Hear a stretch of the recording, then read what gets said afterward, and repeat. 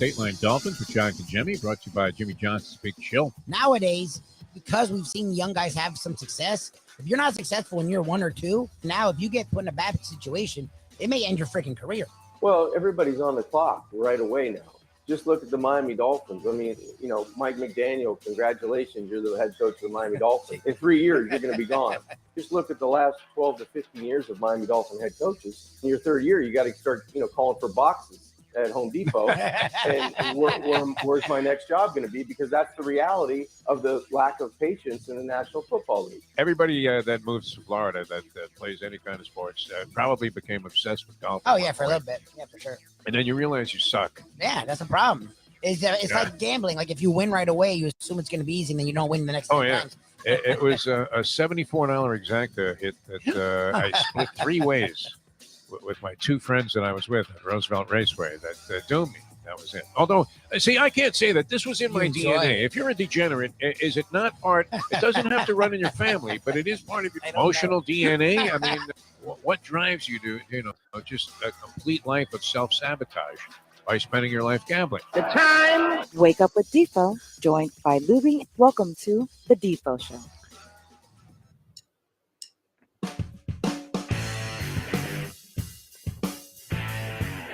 I can't blame it on science. I can't blame it on genetics. I can't blame it on my mother or my father. Good morning, everybody. Great to be with you here. The Defo Show on Ion Channel. Jeff Deforrest and Mike Lubitz. See that last clip as part of the opening there. I really can't put the finger on anybody else. Nobody in my family had any interest whatsoever in sports. None of the people in my family, my mother and father, may they rest in peace, or my brother, who's doing just fine. I guess he might have gambled some on real estate. Are we not all gambling on something, Lubie? I guess that's the way that you would have to look at it. Every day is a gamble. May not be sports. Jim Sarney, our good friend Jim Sarney, points out another one of those agony of defeat stories where a game would have been totally and just uninteresting and far from compelling in the end game, except for the fact that the spread what was in play in the Gonzaga game last night against their arch rival over many years, St. Mary's. Certainly a conference rival. I don't know if they're still considered to be top-notch rivals. Maybe Gonzaga is looking at like Duke. Yeah, Gonzaga's rival. But they don't play often enough. See, St. Mary's just beat Gonzaga in the regular season. I remember that weekend when there was just total carnage. Every team in the basketball top 10, like 6 of the top 10 teams all went down on the same day. Remember that? Over the weekend? That was like, a week or 2 ago?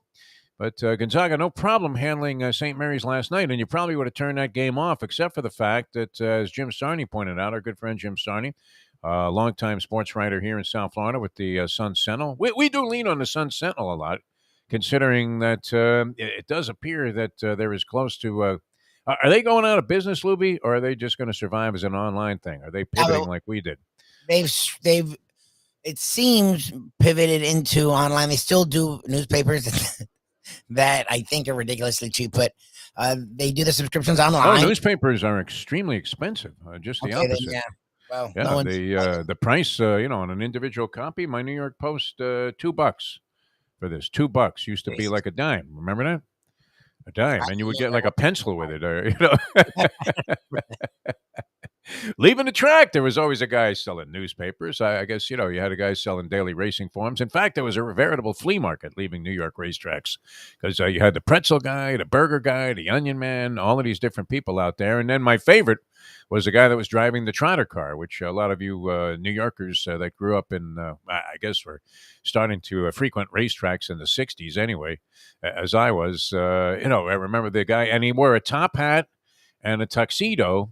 And the guy would just be standing off in the corner. You'd be leaving Aqueduct or Belmont, and there was a guy standing in the corner, very elegantly, dressed, and he'd be yelling out, "Trotter car, trotter car," and that was a car that would take you either to Yonkers or Roseville, so that you could continue to degenerate for the rest of the day by betting the next 10. This predated, of course, the days of simulcasting, where your eyes are already kaleidoscopic and, as bloodshot as they possibly could be after betting 100 tracks in one session. But I think you're on your own when it comes to the degenerate gene. No? Is anybody in your family a gambler, Mike Lubitz? I would say no. Oh, my grandparents were, but it wasn't sports. They weren't really into sports, but my my mom's dad and my mom's mom, I told you this, love gambling. They went to the junkets at least twice a year. They'd go to Freeport every year at least once, and they'd go to Vegas all the time. They'd go to Biloxi. They love gambling, poker. My grandma was in a 3-day-a-week mahjong game, which really isn't gambling, but there's a little. It's Jewish degeneracy, no doubt about it. But she did more for social. She wasn't into gambling. But my grandparents, oh my God, love gambling. Like they taught us. I never understood mahjong. I mean, I dot your bear. What is that whole thing about? Like some kind of bizarre form of dominoes? I'm not sure, but and the ladies used to play that all the time. Yeah, there were always card games, poker games, all of this stuff. This has been going on forever. I don't know how the DNA skipped you, Mike Lubitz. That's unfortunate, but at least you understand it. You're starting to get a feel for how important it is in the overall scope of mankind, and certainly with regard to the media. So anyway, this game, Gonzaga and St. Mary's, comes down, of course, to the last free throw that was made. Line is 12 on the hook. Gonzaga's favored, and they end up winning by 13. So, I mean, it looked like they had the game iced. I mean, the pace of the game was going very much in their favor throughout most of the second half. Looked like they were going to win this thing fairly handily, which they did. And they do close out with a win and a cover. So hats off to Mark Few for making sure that happened in the game last night. He could have easily just made it scrub time, allowed some guy to go in for St. Mary's for an easy layup, and cost all of his fans the money that they had bet against the spread. But laying 12.5 with Gonzaga last night turned out to be very profitable for a lot of people. I was not on board with that. I actually would have taken St. Mary's coming off the win last time out. So you figure Gonzaga is going to beat them, but that's a pretty generous allotment of points for a team that just lost 2 weeks ago in a very meaningful game. Everything counts when you're Gonzaga. You want to be the number one overall seed, which I suppose they're going to be now, right? They won the Western Athletic Conference title. Yeah, they were the best team in the regular season, won the tournament, and beat a team that just beat them, came back. They only had 3 losses on the year.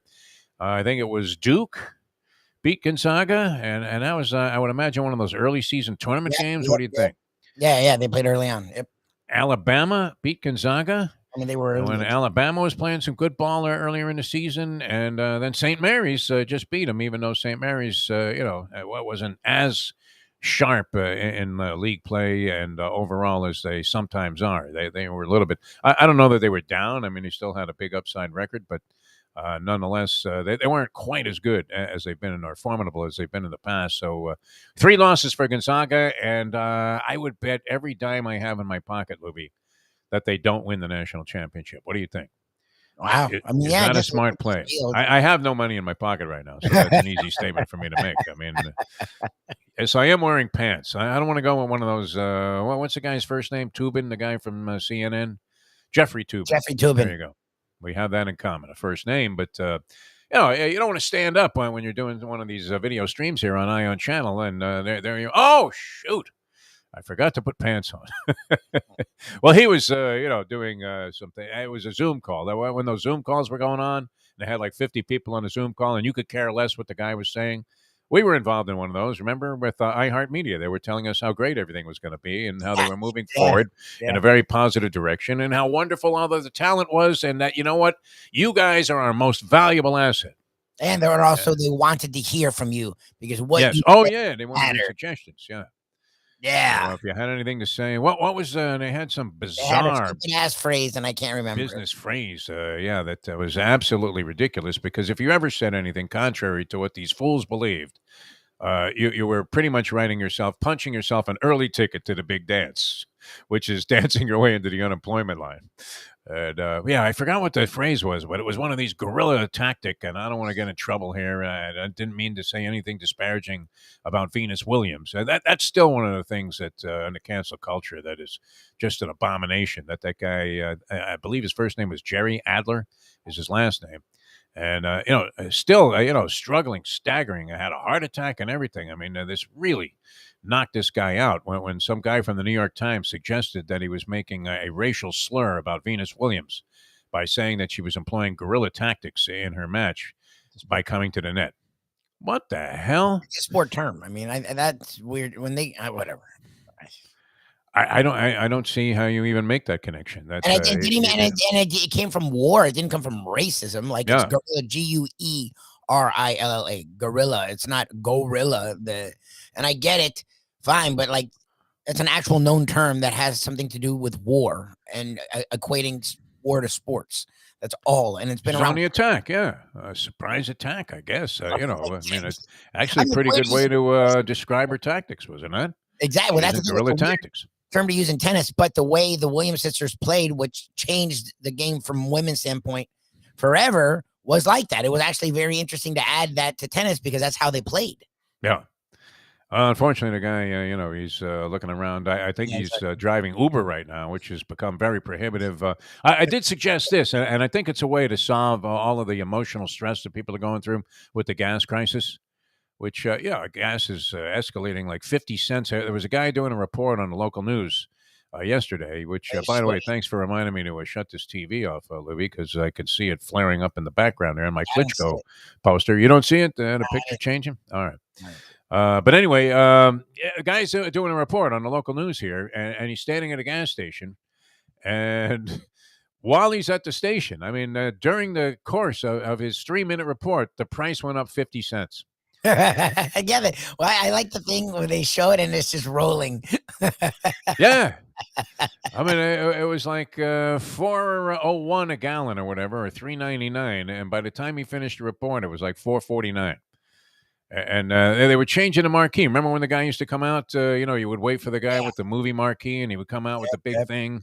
Yep. And they would put the letters up and go, "Oh, good, King Kong's coming here next. That's great." Some old school stuff there, but I mean, they should list the price. Why don't they post the price by the half gallon, Lubie? Wouldn't that make sense? Then everybody would feel much more comfortable. You say, "Hey, look at that, gas $2.50." The same You would feel more comfortable about it, though, wouldn't you? You wouldn't feel like you were getting hosed by whatever it is that's going on. And Mike Mayo, the Gambling Gourmet, has a good theory, which is how is it possible that this gas that was probably delivered a month ago? Yeah, it has nothing to do with the oil now and oil prices. Right. Now. I mean, this stuff that they're banning now from being shipped to the United States. It hasn't left the Russian refineries yet. Well, we don't get it from Russia. That's my favorite thing is we don't, and I get it. Okay, we don't get it from Russia, but the people that do are now going to our sources. So they're allowed to drive up prices. But that's what it is. It's not there's not that much less oil right now. What it is oil companies, and again, are making record profits. Humongous. Taking advantage of the situation. Like when people are like, well, Biden, and first of all, it's every country in the world, and Biden's only president of one country, so it's not Biden. It's I had to listen to some Trump-oriented baloney yesterday from my friend Big Jack, where I don't even respond anymore. It's just whatever. Like, this is all Biden's fault. Well, we're all frustrated and we're all pissed. He does look like a doddering old man. I mean, that like Biden walk is, not exactly convincing you that this is your, dynamic leader. I voted for him. I would do anything rather than see Trump as a president. And, I can't believe the horrific stuff that went on that people just choose to overlook. But geez, I mean, is it really this guy's fault that gas is escalating to the levels that it is and that it's affecting all other prices? What's he supposed to do? I mean, he didn't tell Putin to go in there and raid the Ukraine, drive up the price of wheat. He's been trying to do everything. He opened up the reservoir. He's done there. And politics is now what we delve into, but the Keystone Pipeline crap, it's like, dude, everyone wanted that shut down. It was horrible for the environment. Yeah. I understand I would like the planet to still be livable, for my grandchildren, Liam and Christian. I would really like them to be able to breathe when they're 20. So whatever. I don't want to fight with. That's my thing. Is we all hate politics. We all hate politicians. No. We're all pissed now, and that's okay. It's okay to be mad, but you don't have to always find the source. No, just be mad. Life. Look, just think like you and I were talking about this. Like, think what's going on in the Ukraine. At least we can go to our car and go to work and go get food. And I'm playing tennis last night in beautiful conditions. It couldn't have been any nicer. I mean, my man Kevin, the groundskeeper there at the Pompano Municipal Courts and Tennis Center, does a marvelous job. It was like we stepped out to play the first round at Roland Garros. It was absolutely fantastic. And you're thinking, some poor person in the Ukraine is schlepping a child over bridges that have been blown up, trying desperately to get to a country where once they cross the borderline there, then guess what? You're on your own. Yeah. You got a whole new life. You got nothing with you, right? You got the clothes on your back, and that's it. I don't know. I mean, hopefully these people are able to access some capital, so they're just not sent adrift. But you're seeing old ladies being wheeled, from hospitals in shopping carts, miles of walking, hoping not to get hit by some missile while they're on their way. Look, we don't have it too bad, people. So quit crying, quit complaining. Plus, we can delve into the toy department here, which is, wow, blockbuster deal. Mike Lubitz, blockbuster deal. Now, we all thought that if Aaron Rodgers was to go somewhere, he might end up in San Francisco. But the hot talk all last year was that, Rodgers is going to end up quarterback in the Denver Broncos, right? They're going to make a move like they did. And this isn't Peyton Manning, an aging Manning, coming to Denver to help him win a Super Bowl, which was that year that you cashed. And, it was, I guess now, is it going on 7 years ago or 6 years ago? Because it was the same weekend that Whenever your anniversary is there, superstar. I got married. Yeah, got a Mustang. It was marriage number 3 for the Def, and I don't know. I mean, is it on the rocks? Is it not on the rocks? That would be the shocking news. I've been fighting off the ropes my whole life. I really have, man. I mean, it's a good thing. I go into that little protective shell there, and I let them bang away. I kind of go rope-a-dope with women. You're like Money Mayweather. Yeah. You just get a shot in when you can. That's it. Yeah, just flick a couple of jabs out there and hope the judges are seeing everything I do in a favorable light. Especially the one that puts the gavel down at the end of the thing. All right, Def, you can keep the shirt on your back. You hope one of the judges. You hope it's not a unanimous decision. Yeah, I'm hoping Melvina Lathan is not one of the judges in my divorce. Anyway, and speaking of which, I mean, this will be a good one because we'll go old school later on with the great Tony Segreto, and I would imagine because he was very close with Angelo Dundee and Freddie Pacheco. They were both Miami guys. And, of course, Muhammad Ali had a lot of history here in South Florida, including that fabled picture at the Fifth Street Gym where he was working out. It was kind of Angelo and Chris Dundee's, well, it was their home base. And so it wasn't uncommon for Ali to be here. And, of course, that classic picture of him with the Beatles, remember? I mean, it couldn't have been any more pop iconoclastic, stuff that was going on here. And Tony, I guess a young Segreto, was a part of it. But I believe it was 1971 on this date. Which is March 9th, Mike Lubitz. On this date, 1971, was the Ali Frazier one at Madison Square Garden, which was the best of the fights by far. I mean, the Thrill in Manila gets all the attention, but you pretty much had 2-shot fighters in there in the Thrill in Manila. They were both well past their prime. Now they put on a whale of a show, and how Muhammad Ali survived those body blows through the middle rounds by Smoking Joe. Once he went to work, he was like a buzzsaw. He was like Dwight Muhammad Kwawi. You remember that guy, formerly known as Dwight Braxton, the Camden buzzsaw. I mean, just boom, boom, boom to the body. And Ali was taking that, and it was like 140 degrees on top of that. And you know this from your experience when we had that sponsorship from the boxing gym in Miami, Lubie. Yep.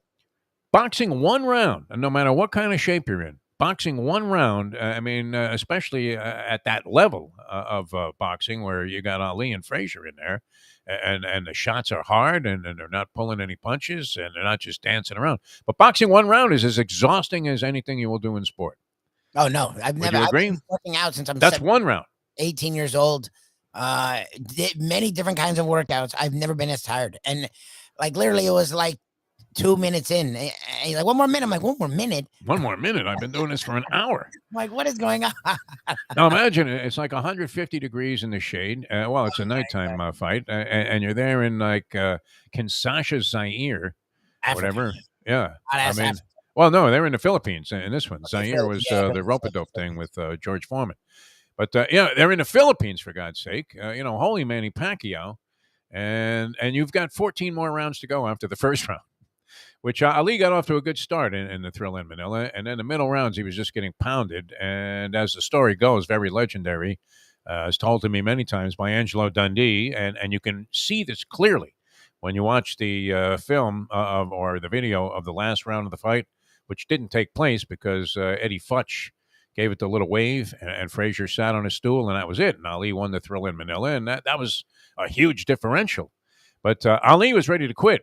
Dundee will tell you, well, he would have told you this if he was alive, and he told me it many times, that Ali wanted to quit. He said he couldn't go out there for the 14th round, and Angelo happened to look across the ring and he saw how they were talking, and he figured that Futch was going to wave the fight off. So he told Ali just to stand up, and he said he actually lifted him up off the stool so that he could get up and Looked be like he was declared the ready. winner. And you can see him actually, if you see this video. I mean, you can go Google that on YouTube or something. You'll actually see Dundee lifting Ali off the stool when he realizes that Futch was going to wave the fight off. But that great. one, actually, I mean, Frazier, dominated. I don't know that he dominated, but he won a unanimous decision in the fight. Now, Ali had been off for a while, and I think all he had done, he might have had 2 fights before that fight. I mean, he'd been out for 3 years, and he beat the living snot out of Jerry Quarry in Atlanta, Georgia, which was the only place that would license him before he got the deal to box Joe Frazier in New York for the heavyweight title. And wow, I mean, what a classic that thing was.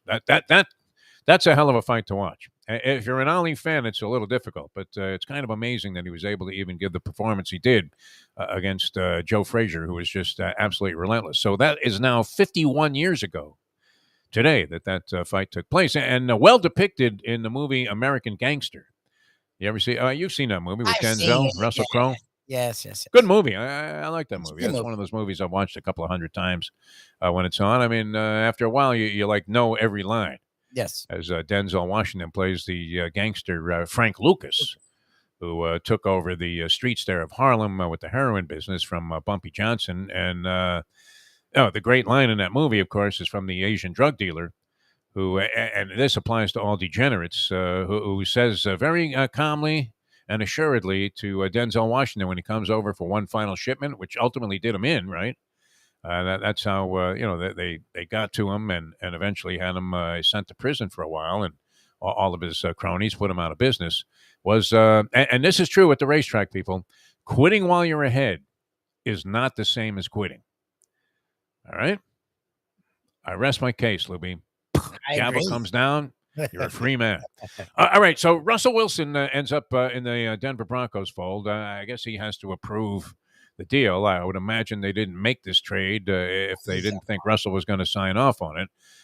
Wilson, now all along, you thought that Wilson was somewhat content to be in Seattle. His rhetoric, I mean, he had a little bit of acrimony last year when everybody was talking about all these quarterbacks changing teams. Yeah. And they seem to be settled and okay with everything that was going on. I would imagine Pete Carroll is okay to play for, especially as a quarterback.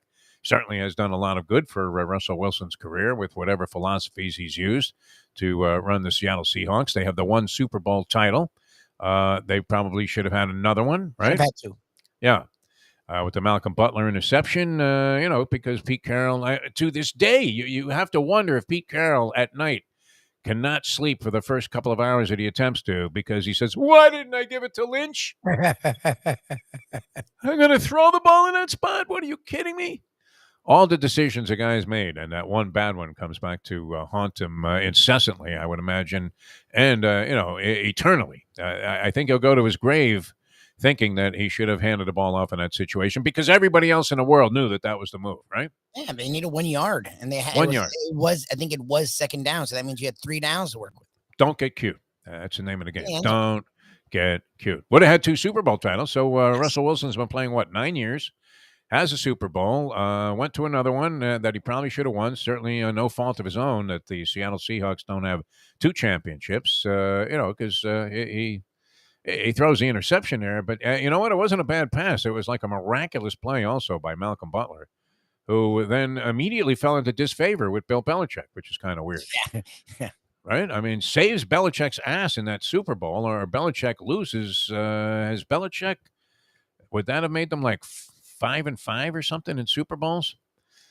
I think they were like 5-4. The 2 that they lost, the 2 that they won that they really shouldn't have won, would have actually given him not a great record, but he got gifted 2 Super Bowls, and that I think he's above 500. I mean, I would think so. Yeah. I mean, they lost their share also, but they were always there. So how can you not the franchise? All right. So this does what? Aaron Rodgers going to go back to Green Bay. Wow. I mean, you talk about there could have been more of a divide, right? I mean, this was Housewives of Beverly Hills. What was Yeah, going yeah, on there? yeah. With the Green Bay Packers and Aaron Rodgers, right? They're all fetching at lunch, and you're watching the show, asking yourself, "Why am I watching this garbage?" And then, secondly, if these people hate each other so much, why do they always get together for lunch and dinner? What is the point, right? I mean, would you go out and find the people that you absolutely despise in life, that you don't agree with on anything, and you don't enjoy talking to them? You really don't want to hear about their miserable lives, and yet every day you arrange to go to like the fanciest restaurant in Los Angeles. You're at the Beverly Hilton. Having lunch there on the patio and surrounded by famous celebrities, actors, and the like. That's where I interviewed. I did my first one-on-one interview of any type with the great Ed Asner. Oh wow, Remember? that's first Ed Asner, yeah. one off. Good for you. He was It was great. weird. I mentioned this yesterday. I was trying to when I was talking about the interview I had with Harry Dalton many years ago. Then the general manager of the California Angels. I had no affiliation, no press affiliation. I hadn't worked anywhere. And I was working as a waiter, and I was thinking, and I don't mean this in any kind of negative way, but personally, I didn't see myself being like an old waiter, okay? Which, before we got to get going with Jack, there was a possibility I might have had to go back to it and lean on an old skill. I think bartending would have been a better thing, though, no? Because you could always go back and be a bartender, but like at 71, do you want to go back and be a waiter? I don't know. It's nothing wrong with the job. The job was great. I mean, you make And money. the places You I make worked were solid money. fantastic. It's just hours. I mean, Nothing it's like not cash, work. man. Nothing like a cash business, Mike Lubitz. It's like selling T-shirts at the flea market, right? Just bump, bump, bump, bump, bump, all cash. But anyway, so I was trying to get some writing samples together, and I was in a bowling league. I was big into bowling, which you claim to be a 200 average bowler. Well, Which after I I bowled find for 10 difficult to years. believe because I was a good bowler, and I wasn't averaging 200. I bowled for 10 years straight. I bowled from age 6 to 16 every Saturday for 10 years. Like, I don't care. I who was you into are. it too. Police Boys It's Club, pretty New good. York, Long Island, New York, the Police Boys Club, the PBC. And every Saturday, I just looked so forward to it. I couldn't sleep at night on Fridays because I couldn't wait to get to the bowling alley there. And I think it was called the Sunrise Lanes in Belmore. And I couldn't wait to get there and bowl, man. And we bowled any opportunity we had. It was a little bit pricey, right? 30 cents a game. Imagine, Lubie. 3 Ah. games for $1. Only it's nuts. Oh, those were the days. But you had less money then, too. Although at this point now, I think the rate of inflation is far exceeding your ability to catch up with it. So hold on to what you got, right? Just hold on to what you got and don't complain. But anyway, I loved it, right? And so I'm in a bowling league, and a guy set me up an interview with Ed Asner because, you had a lot of people that were working in the, show business aspects of Hollywood. And, this guy was a young guy that had been assisting on like the Lou Grant show or something. Nice. And Asner couldn't have been any better. And this was right around the time, I guess, when the show he was in Rich Man, Poor Man, right? I know he's on Mary Tyler Moore. I don't know what he did before Mary Tyler Moore. Oh, I mean, he did a ton of stuff, man. I mean, Asner was a powerful presence in show business, and checked out a few years ago, right? I didn't have him in the Deadpool. Very recent. Yeah, that was a lot of fun. The article never got published, but nonetheless, it was a thrill to be out there and talking with that level of celebrity. But yeah, I mean, why would people go there to the Beverly Hilton just to have like a food fight? He actually it's died crazy. a few months ago. He died in August of 2021. There you go. Wasn't that long ago that Asner checked out.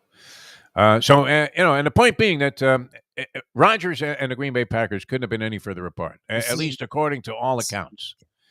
And that seemed to have an element of truth to it because Rodgers never really looks particularly happy, does he? Except when he was hosting Jeopardy. Which, no, but he really doesn't. When he's making those commercials, he kind of has a little bit of a wry smile when he's doing the State Farm because the money there must be absolutely enormous. But does Aaron Rodgers even need this money?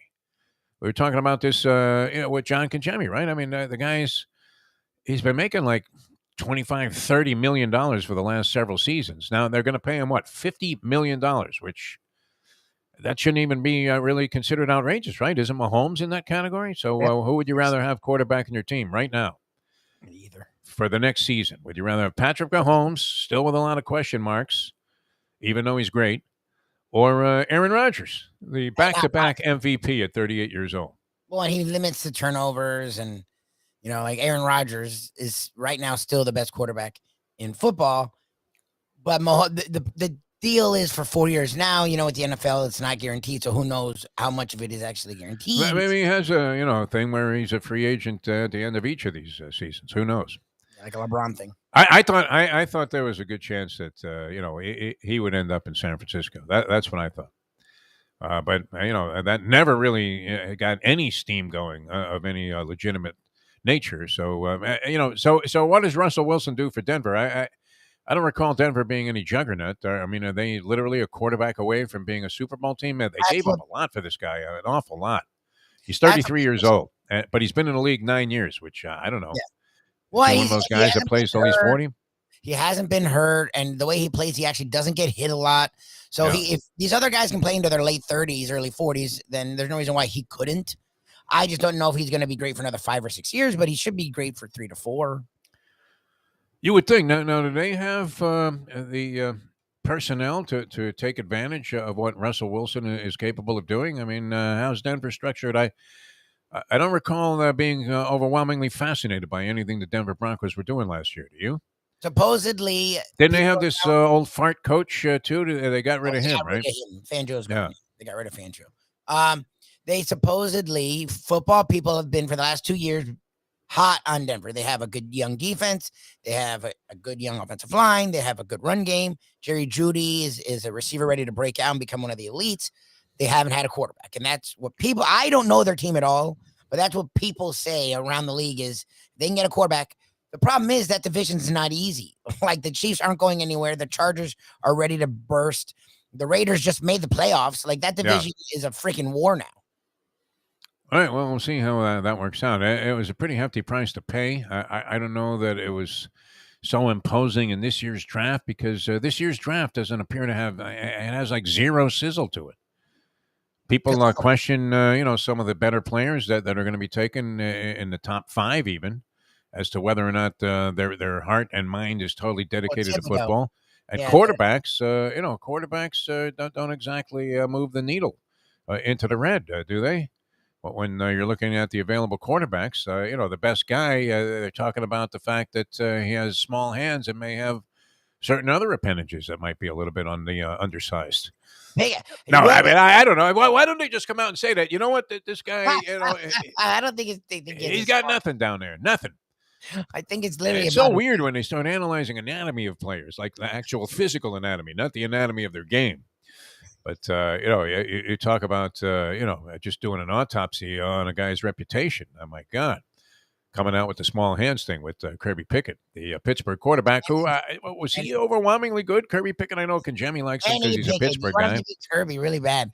Is Kenny Pickett? Yeah, Kenny Pickett. Why do I call him Kirby Pickett? I'm thinking of Kirby Puckett, yeah. Yes, you are. Kenny Pickett. He was good, but he was a guy that was there for like 40 years. So, okay. I mean, I hope he eventually becomes good after 4 years. Like, he's fine. He's normally a third, fourth, maybe second round quarterback who is a career backup, maybe spot. He's like a Drew Lock, like maybe a spot starter. Like, he's not a top 10 pick. The Willis kid's the one that's intriguing because he has like the quote unquote high ceiling. The dude is athletic, cannon, but he played for Liberty. So you're like, okay. And I don't think his size is spectacular. Like, it's solid, but it's not amazing. So he's the one guy I would take a flyer on. I don't trust Corral or Pickett or. But I mean, usually, I don't even know where are the Dolphins selecting this year. Our hometown team. Where are they selecting? Do we know? Yeah, they traded with the Niners, so they now have the Niners pick, and the Niners have their pick. So they're in the late 20s.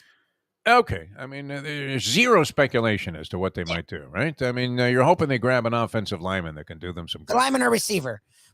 Whatever receivers left and there's a really good receiver class or whatever lineman's left. Those are the two things we were talking about. I don't know this guy's name, but I caught him at the combine, and I couldn't believe this guy was a wide receiver. He literally had the biggest arms in terms of muscular development. I mean, he made Schwarzenegger look like Arnold Stang, the guy who used to do the Chunky commercial many years ago. Probably predated your television viewing and commercial knowledge, but. I mean, I've never seen a wide receiver this much of a hulk. You would have thought maybe a tight end, like remember Farrell Edmonds.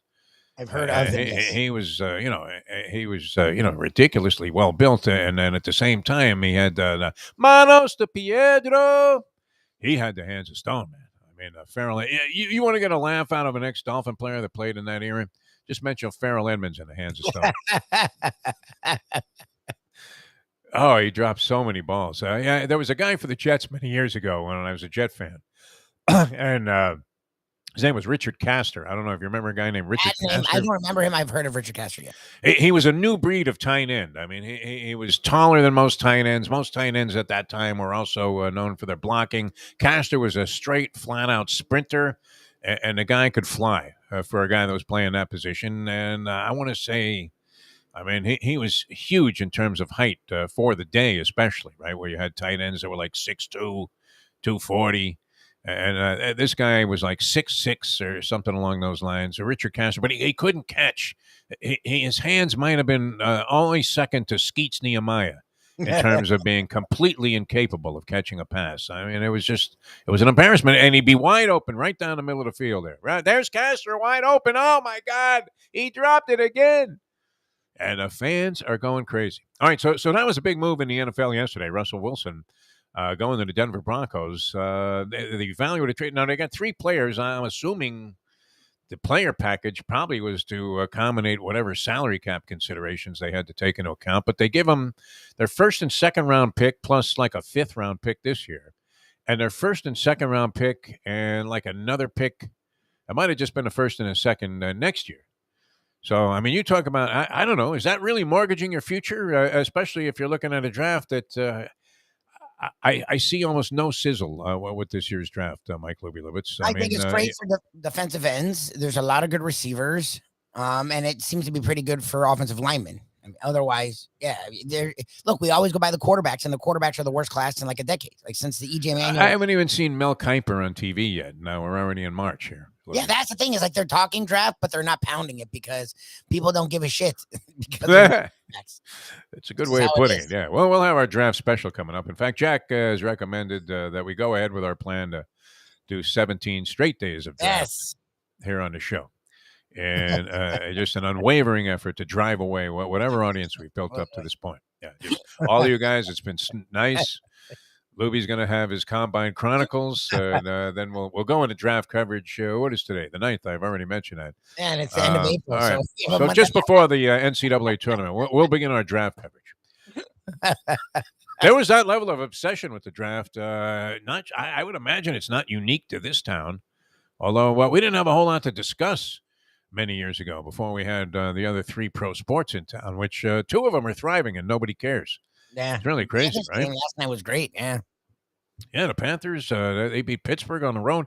They slumped there a little bit. I keep singling out Mayo because he's such a cantankerous old man at this point when it comes to this sort of thing. How did he become embittered about the sports world? You would think he would still be loving it, right? He was on the road with the Panthers. I mean, how do you just turn your back on them like that after all the good times they turned you on to, right? So the best times I had was when I was traveling around with the Hurricane basketball team. Heck of a lot of fun. I mean, it really was. It was interesting. It was kind of like being John Feinstein's season on the brink, because that season was very much on the brink. That team was horrible. And they got a little better the next year. Leonard Hamilton, your man. And, you were wondering, and Leonard still remembered like stuff from those days, right? I remember you, Defo. Yeah, we had to dig you out of the casino in time to call the game there at the Gampel Pavilion, as we gave UConn all they could handle that night, even though they were one of the dominant teams in the country. And the greatest was when, and I've told this story many times, when they first won their first Big East game. They were like 0-17 in Big East play. And I just had a feeling, because if you follow a team, and that's why you can get, I think, a leg up on the NCAA tournament, but you have to do, are you willing to put in the time, Lubie? Are you willing to put in the time? I mean, I sound like a coach here, right? But you have to watch these teams play. Yes. To get some kind of a feel. And I naturally had seen every game this team had played, and I saw there was a little bit of something beginning to gel, and they were playing St. John's at Alumni Hall. And they had not won a Big East game yet. And St. John's had the guy that you liked, Felipe Lopez, many years ago. Skinny string bean of a shooter who I didn't think was going to be very good as a pro, and he wasn't. Right, he didn't overwhelm me. He was getting 30 in some games, but it was kind of a funky way he was coming about it. Anyway, I just had a feeling that the Canes were going to win. They were like huge underdogs that night at St. John's, and I did put a bet in through the late great Sonny Hirsch, and he laughed at me. Even Sonny was convinced that there was no chance. That was the night I met Bob Shepard. Also, I'll never forget that. Bob Shepard, the great stadium announcer, and and I've told this story many times where everybody was wondering how the hell that sound system worked at Yankee Stadium that you always got the echo. And sure enough, Sonny, he says, "Hey, this guy idolizes you. I want you to meet my partner here in the broadcast. This is Jeff Deforrest." And Bob Shepard, very gracious, distinguished man. I mean, one of those guys like Vince Scully that you meet and you just feel like the regal nature of this man's character, kind of emanates, from every pore of his body. And I say, Bob, it's a pleasure to meet you. I'm a huge fan. And he said, thank you. Thank you. He doubles everything. What? Then we had to go do the game. It took me a while to compose myself. It wasn't the sound system at Yankee Stadium this whole time? That was fine? For years. Yeah. It was just Bob. This guy's like John Lubitz. What are you talking about? Yeah, that's the ticket. I don't know. I mean, it was kind of... But they won that night, and sometimes you can sense that. So I'm watching... I'm trying to get an edge here, Lubie, because I am gathering myself for the Atlantic City trip there, and I think, and now the first proposition that has to come through, Spirit Airlines has to be on time. Yes, yeah. Good luck. Now think about that. Good Your luck. fate, my friends, is in the hands of fools. All right? It's the old line out of King Crimson. I fear, my friends, our fate is in the hands of fools. Well, help you.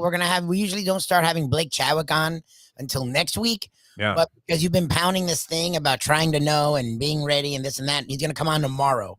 And he, like the professor, watches college basketball year round, incessantly. You would have to do that. And if you did, I would imagine the reward is that you could cash a lot of money line tickets on the first two rounds of the NCAA tournament, no? He doesn't gamble, but he does really well when he does the brackets. So he's this weekend. I mean, the weekend coming up. It starts a week from tomorrow, March 17th. Begins March Madness. And all right, so here's I watched a little Wright State last night. Wright State. Okay. And they triumph in a thriller. They talk about a thriller in Manila over Northern Kentucky to win the conference championship and the solo bid. And it is true. I mean, when you have these smaller conferences that only have one team that's going, I mean, the enormity of the moment and having guys come through in a clutch like they did in this game. So Northern Kentucky takes a 1-point lead after they'd been kind of trailing. They had the advantage early. Wright State came back, took over the lead, looked like they were going to win the game. They're up 2 points. Guy goes to the free throw line, bricks a free throw. That would have made it a 3-point margin. So now Northern Kentucky comes down the other end with about 12 seconds to go and cans a three. All right, beauty, man. I mean, tough shot. Guy had a perfect trajectory. This wasn't some luck out off the glass or any of this baloney that you see happening where, then the guy acts like he meant to bank it, which is like, who are you? I have to swear here. Fucking Sam Jones. I mean, you didn't mean to bank that. Don't act like I mean, acknowledge to the crowd that was pure, unadulterated. Like a Michael Jordan. Yeah. you shank a return in a tennis match, and it goes, for a winner as a drop shot. While it's bouncing off the court there, totally unintentional. You were trying to drive one into the right corner. And, you have to tell the guy, man, total shank, man. That was absolutely a mistake. 100%. Should acknowledge it, right? But anyway, this guy swishes a three. It's a beauty. And I think there was still 6 or 7 seconds left to go in a game. And here comes Murray State or Wright State. And the guy comes out through it with a great move and hits a 2-point shot from about a mid-range jumper to give him back the lead. And then they held on and won it. My television froze, though, in the last 10 seconds. Unfortunately, it was one of those things. Do you automatically go upstairs and kick the modem or wherever it is, depending on which TV goes out? And then infuriating at that point in time was the fact that it went out and the other TVs in the house were working, right? Because I could hear the one going upstairs. That's annoying. And you're like, oh, man. So they did hang on to Wright State. So Wright State goes, but I don't know. What wasn't overwhelmingly impressive about what they did. They beat at that level of competition. It was great. And I kind of like this, right? Because not everybody's an elite basketball player, but you still get the thrill of playing not only college basketball, I mean, when you're 19 years old, was there anything better, Lubie? You popped on a uniform, you felt great, right? The cheerleaders were dancing. You're looking in the crowd there. Maybe you had a girlfriend or whatever. There was some woman you were trying to impress there, and you happen to hit your first three-pointers. How great is that? It doesn't matter that you're playing North Dakota State. Yeah, no one cares. They don't care. Yeah, as long as they're in the stands, it's its own world. But when you go against Duke in the first round, it's a different. It's not going to be pretty, man. We're talking clubbing of seals there. I don't think they were overwhelmingly impressive. And now here's one that what is the name of the school? Bell Marin or something? They actually won their conference title. They beat Jacksonville, I think, in the final game. But they're ineligible to go to the tournament, not because they were on probation, but because they're not yet. They're transitioning into being a Division I school. Well, that sucks. Right? So they would have qualified for the tournament, but they can't go. So they gave the bid to the team that had the best regular season record, and that was Jacksonville State. And teams from that conference go, but they specifically can't. Then they can't because there's I don't understand this. It's some NCAA baloney. Like that's the whole point of being in the conference. Like you get in the conference to become Division I, like what USF did in the late 90s, early 2000s. They wanted to become Division I. They got into schmanky conferences. They got to so you would get in the conference, but then still not be ineligible. And I think there's a few more years where they're ineligible. So whenever this crew of basketball players that they've assembled that was capable of qualifying for the NCAA tournament, they it will be denied there because they're not in a position to do so. So Jacksonville State gets in from that conference, and then you had the brawl there, the brawl for it all. Yeah, what is that? Bryant and Wagner. Imagine you're going to a Bryant University or whatever it is. I would imagine it's Bryant University? Is that the Bryant? I don't Bryant know. College? What is Bryant? I don't know. I'm looking. I had a sports editor a long time ago named Jim Bryant. He was a very religious man and not particularly a solid writer, but a very nice man to work for because he didn't care what you did. My favorite type of boss. Just go out and write something, right? Whatever it is. You want to go to the Dodger game tonight? Go ahead. No problem. Bryant, is it Bryant University? Bryant College? University of Bryant? Bryant something else? Military Academy? I don't know.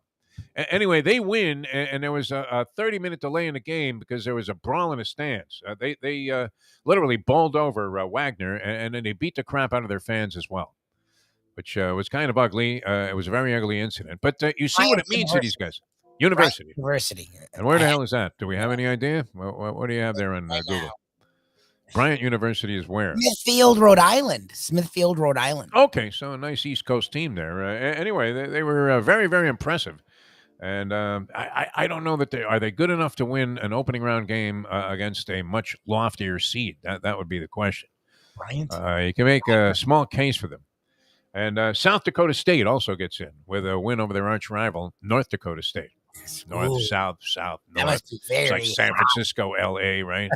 like The thing that's great, as much acrimony as there might be between the two basketball programs, there is literally nothing except, a wilderness between the two schools, right? Yeah. South Dakota State, North Dakota State. You need like a dog sled, to how get many between people are those? The two least populated states? Even compared to Alaska, isn't South and North Dakota like the least populated state? Kaczynski got lost in Montana. Ted Kaczynski, even though he was mailing the White House, they couldn't find him. The post office. Come on. So you can get lost out there for sure. I think so. They couldn't even find Phil Jackson for an interview when he was living in Montana. So North Dakota, South Dakota, probably, I don't know. Would you say very not populous, I guess? Yes. What would that be? Lacking in people. Yeah. All right. We have to tell you, another jackpot taken down Hialeah Park yesterday. Some lady was pictured there. I saw the thing on their Facebook page, Hialeah Park, 8 times. 8 times. Unbelievable. Now, this is in the aftermath of somebody picking up $50,000 off one of their slot machines at Hialeah Park just a couple of days ago. Steve Calabro is out of his mind, man. He's the casino version of Santa Claus when it comes to calibrating those machines.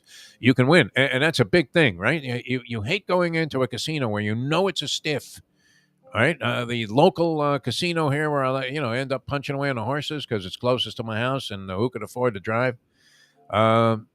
Machines, man, I got to tell you, a little bit rough, right? Remember that scene in the movie Casino when they caught the card cheat and they took the sledgehammer to his hands and they said, you do this again, it's not going to be so pleasant. Yeah, exactly.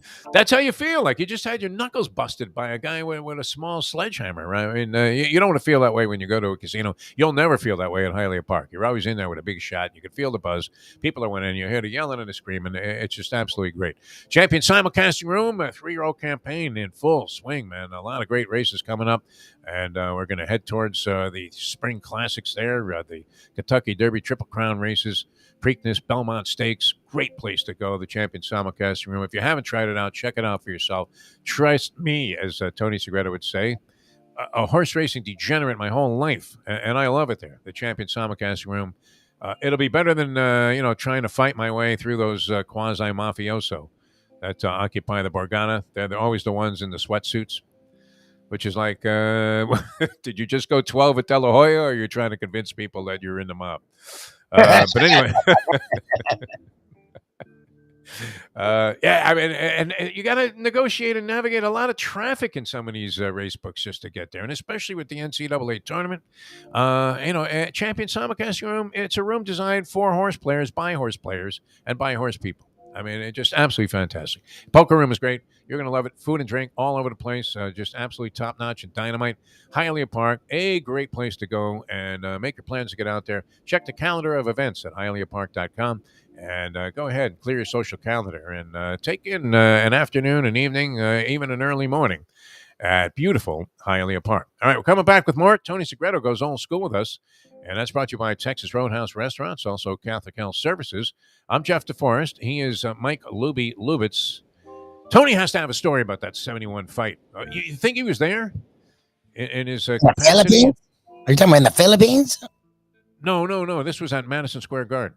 The Garden, maybe. I mean, they used to cover everything. Were they not? I mean, with Angelo and Freddie Pacheco in the corner there, they're all Miami guys, right? Ali, I would imagine, spent some time at the Fifth Street Gym training for that fight. Yeah. No, I mean, he spent You a lot think of time. they sent a young Segreto there? I'm going to say. See, the question is, how old would he have been? He got into TV when he was 16, Tony. Yeah, exactly. When he was like 12. Wow. I want to say he was there, but I'm going to say he was not there. What do you say, Lubie?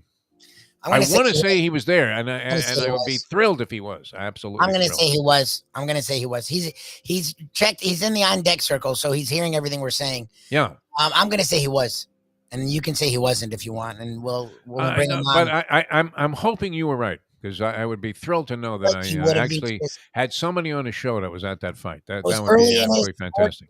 But it wasn't like his earlier. Like he started. I think he started like 71. He might have been a little young to be sent on that assignment. I think it was early in his days, so he might have been going on to places. I'm going to say it. We'll answer that question for you on the show. Was Tony Segreto at Ollie Frazier 1, Madison Square Garden, along with Frank Lucas, the character that was played by Denzel Washington? Did he have a better seat than Frank Lucas, the famous Harlem drug-dealing criminal, who was in the third row, right? Josh Brolin was playing the crooked cop, and that was his thing. It was like, who is that guy, and how did he get those seats? Exactly. Right? All right, Tony Segreto's coming up, and much more here on the program. A blockbuster deal there with Russell Wilson. I don't know. Is that moving? The Broncos are going to be really good. I just don't know. I still think they're second or third in their division. I mean, I still think the Chiefs are the best team in their division. Okay, and I have our selections from, and this is the card we're going to play. Nice. From John Congemi. You want them, Lubie? I'll just give them to you right here. Okay. Okay, quick. We have Neiman. Okay. Leishman. Okay. Dustin Johnson. And he was on a tough list there, Dustin Johnson. So Max Homa, who I bombed with. I could never play Max Homa, but I'm going to play it here because that was one of John's picks. Yeah. Cantley. Patrick Cantley. He's good. I'm using Billy Horschel also. I thought he just looks like a professional golfer, doesn't he? I mean, with the white pants on and everything, even though he, didn't finish well there in the Arnie Palmer tournament. Wow. I mean, he was right there knocking on the door. So I'm going with hot guys on my list. Okay. He took Morikawa, and he talked me into taking Morikawa also. Morikawa. Yeah, I like that. Yeah, did he win it? No, Justin Thomas won it last year. Morikawa won it a He won couple of years ago. he won something recent, somewhat recently. He has. I don't know that he's been winning, but he's been in the top 5, like in all 3 U.S. events that he's entered. The end of Okay, last so year there. that's it. That's his team there. Okay, Okay. so you got Neiman, Leishman, Dustin Johnson, Max Homa, Patrick Cantlay, Billy Horschel, and Colin Morikawa. Yeah. Players Championship. Now, I mean, your guys have to all make the cut. That's the first consideration in this pool. I got to get Segreto an entry in this thing. No? I don't know how much he follows golf. We don't really talk a lot of golf with Tony. I think he still owes Gurgles 40 from that bet, though, that he made on the Preakness like 6 years ago. I was supposed to pay him, Tony? Come on. I don't know You what got to be kidding me. I probably was. All I right. would assume you were. I welched on Tony's payment, I believe. All right, we're coming back with more here on the show. Many other things. The NCAA tournament building to, I mean, this week has been fantastic, Lubie. I love the weenie games. I really do.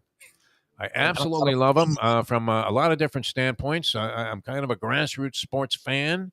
Yep. And certain people get all the attention, and then you see these guys fighting like dogs. And what it means to them, and maybe they weren't the greatest players, but you know what? They're good, obviously. And, a lot of them in those smaller schools, the teams have been together for a while because their guys aren't going to the NBA. And they play a nice brand of team basketball. You would think you were watching the Bill Bradley New York Knicks. It's great, man. Passes, interior, all kinds of stuff going on, cutting, man-to-man defense, switches going on. All right, we're coming back with more in a moment here on Ion Channel. Jeff Deforrest, Mike Lubitz with you. List the price of gas on the marquee there by the half gallon, and this whole panic will end.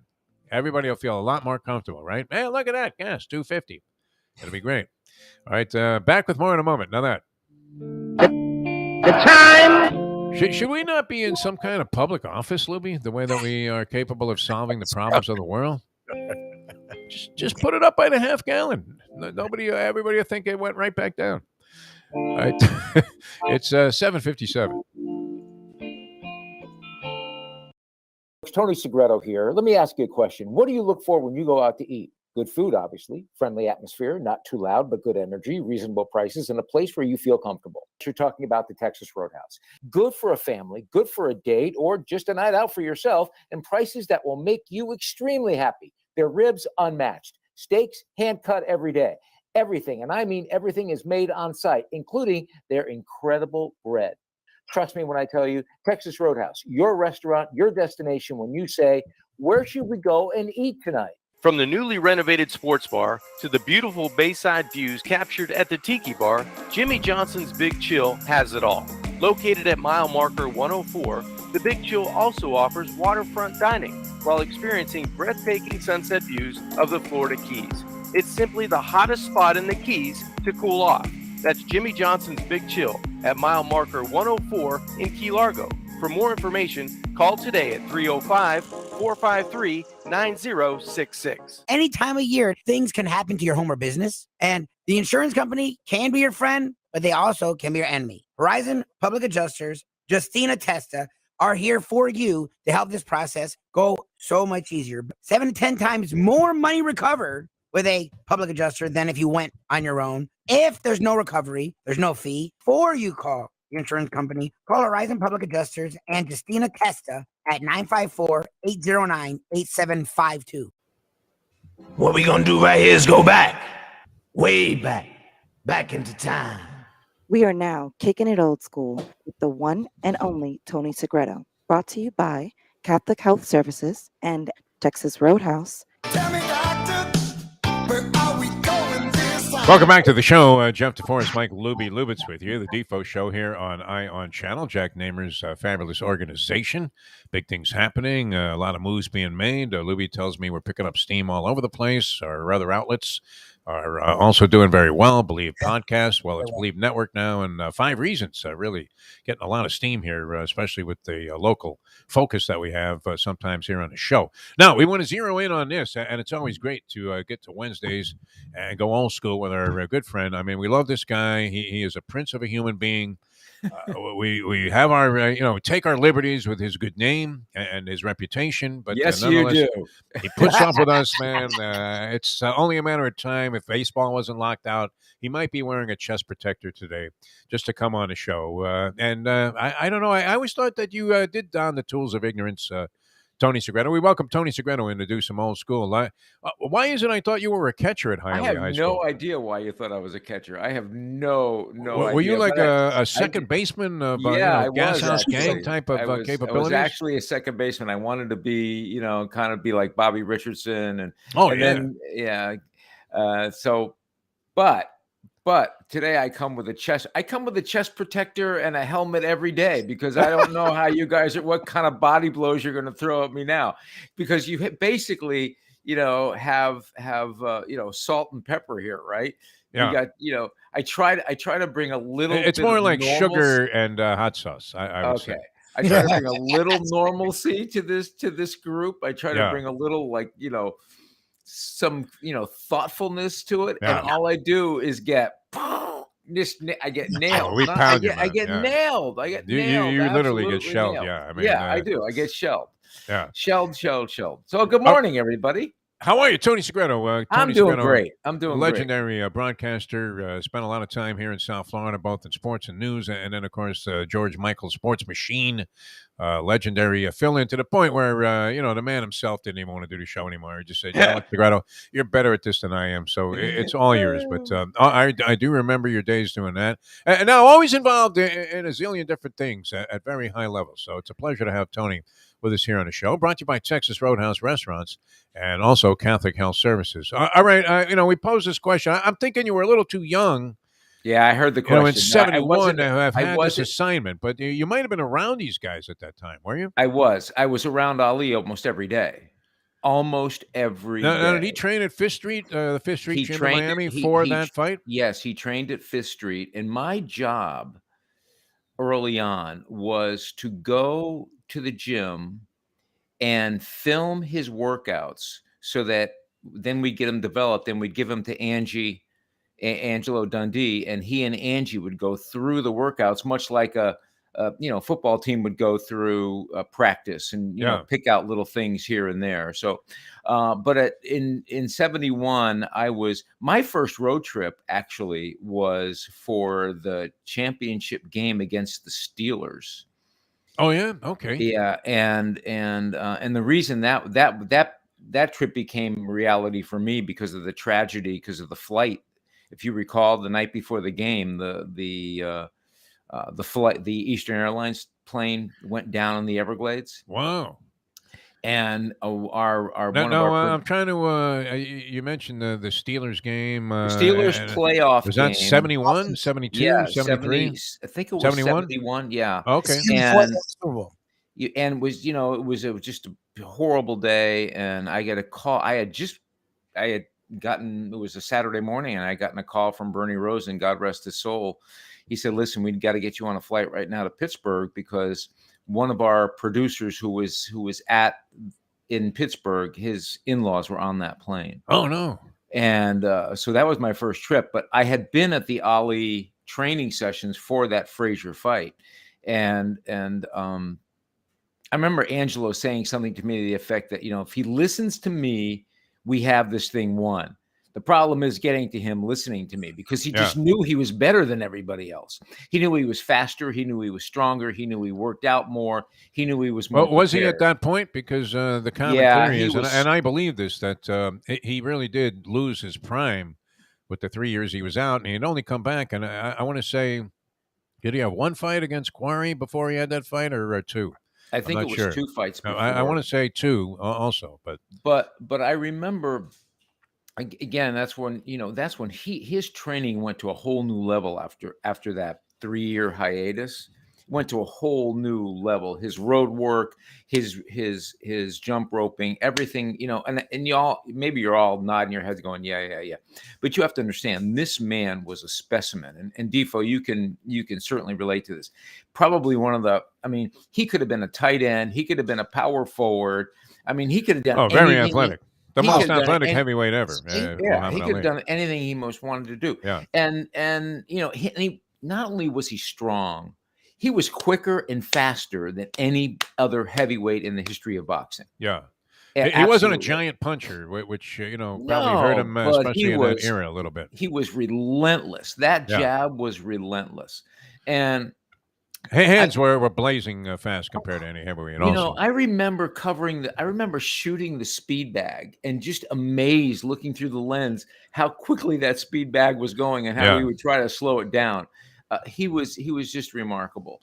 And Angie said again, like I repeat, if he listens to me, we have this fight won. well, what did he want him to do? I mean, just stay away.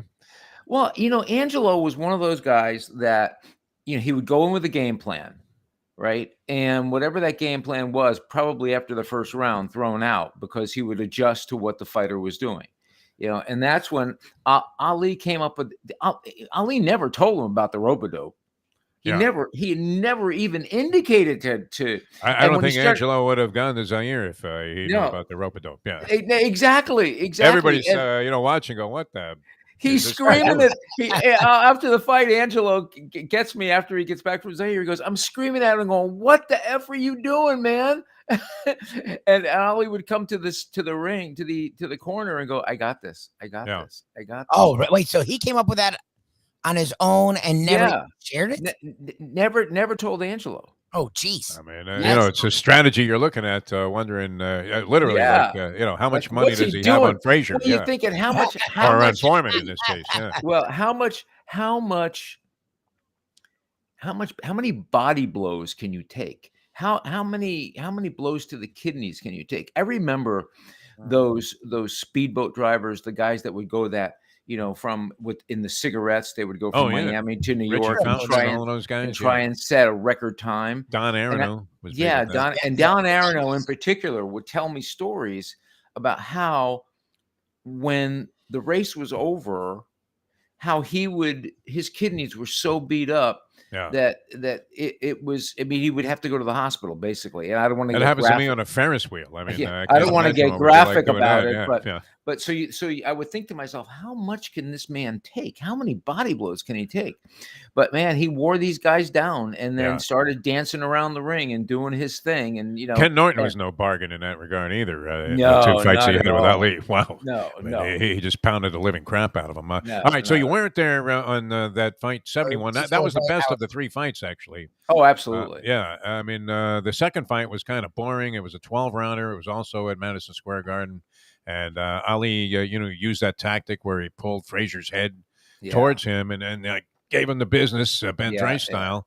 And he wouldn't let Frazier go. And the referee allowed this to go on the whole fight. And Ali wouldn't stop. And he won 8 out of the 12 rounds on most scorecards. Yeah. And then the Thrill in Manila, it was a classic, but they were both kind of past their time. Regardless of whether they were past their time, it was still a classic, and I think that's probably no doubt about it, the fight that most people remember.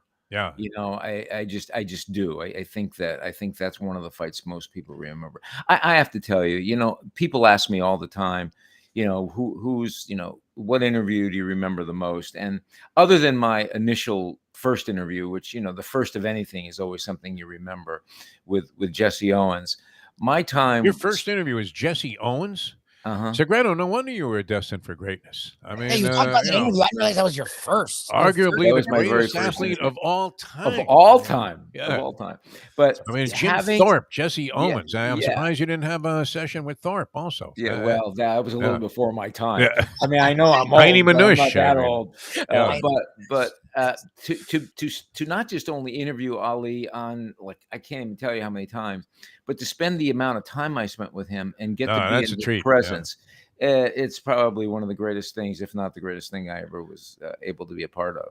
I was amazed too, because I was a huge boxing fan, and I don't know what this is. Maybe I'm still a huge boxing fan. Yeah, I mean, but I'm saying as a kid growing up, you had boxing was a much bigger presence on sports pages, and Friday night fights. The whole family would get together. Gillette Fight of the Week. TV. Yeah, absolutely. That was great. I still remember the theme song, as does everybody else, right? How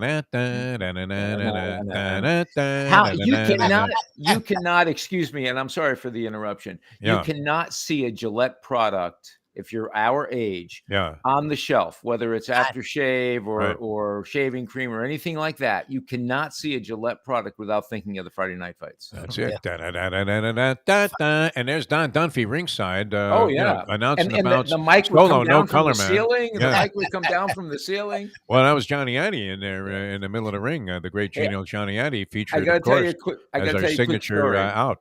Yes. I gotta tell you a quick story about Dunphy. Okay, Yeah. my son was a sophomore at Notre Dame. Talking about And- Don Dunphy now. Yeah. My Okay. son was a sophomore at Notre Dame, and one of the things that Newt Rockne started to raise money for charities when he was the head coach at Notre Dame was he started these boxing matches, and it would be dorm against dorm, right? Because at Notre Dame, the girls have dorms and the boys have dorms, All so right. it'd be dorm against dorm, and they called them the Bengal bouts. Well, this idea, and this whole like event grew exponentially to where it's this huge deal on not just on campus, but ESPN2 televises it, and all of these, college kids fight and there would be an arena. They had the big arena on campus, and there'd be 5 or 6 rings, right? It was like that basketball game between Wagner and Bryant last Yeah, night. exactly. So Just a they brawl for it all. tabbed my son to be the ring announcer. Oh, nice. yeah? Yeah. So as soon as he told me, I sent him video of Dunphy and announcing all the fights so that he could get an idea of what it was like. So I have to send you a picture if I find it. My son was in the ring with a white shirt and a black bow tie, and he had the microphone and did the announcing of the rings. Nice. The ring announcing. But again, what I did, I mean, in reference to Dunphy, I made sure Yeah. I sent him. I said, this guy is the epitome of what a ring announcer should be. Oh, well, I think you're thinking of Johnny Addy because Dunphy was a play-by-play guy. No, maybe I was. Don maybe, Dunphy, yeah. Don yeah, Dunphy called all the fights, on TV.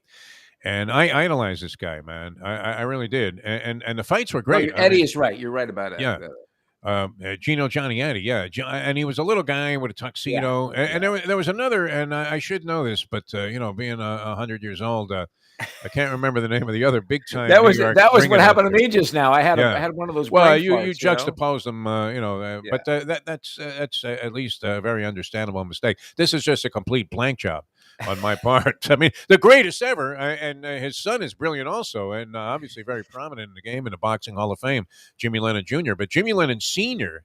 was your type of guy, Tony. I mean, he really was one of the classiest, most distinguished looking, and just had that. His son has a very similar voice, but it's not quite as pure and pristine as Jimmy Lennon Sr.'s was. And he could make like some obscure Mexican that had just come in from Tijuana seem like he was the most esteemed sports figure that ever entered into any arena anywhere in the world in any sport, and it was just amazing. Yeah. He would go into something like, and in the blue corner, really needing no introduction the world over. And you're like, the world over? I mean, this guy, Pedro Martinez, is coming in here, not the baseball player, a guy with 2 fights. And he could walk into a bar in Ireland and they go, hey, Pedro, yeah, round on me. Get this guy a drink. It's very funny. It was great. But, Don Dunphy was great. He was using words very sparingly, which would not be in vogue today. Where everybody's just screaming constantly during the course of a ball game.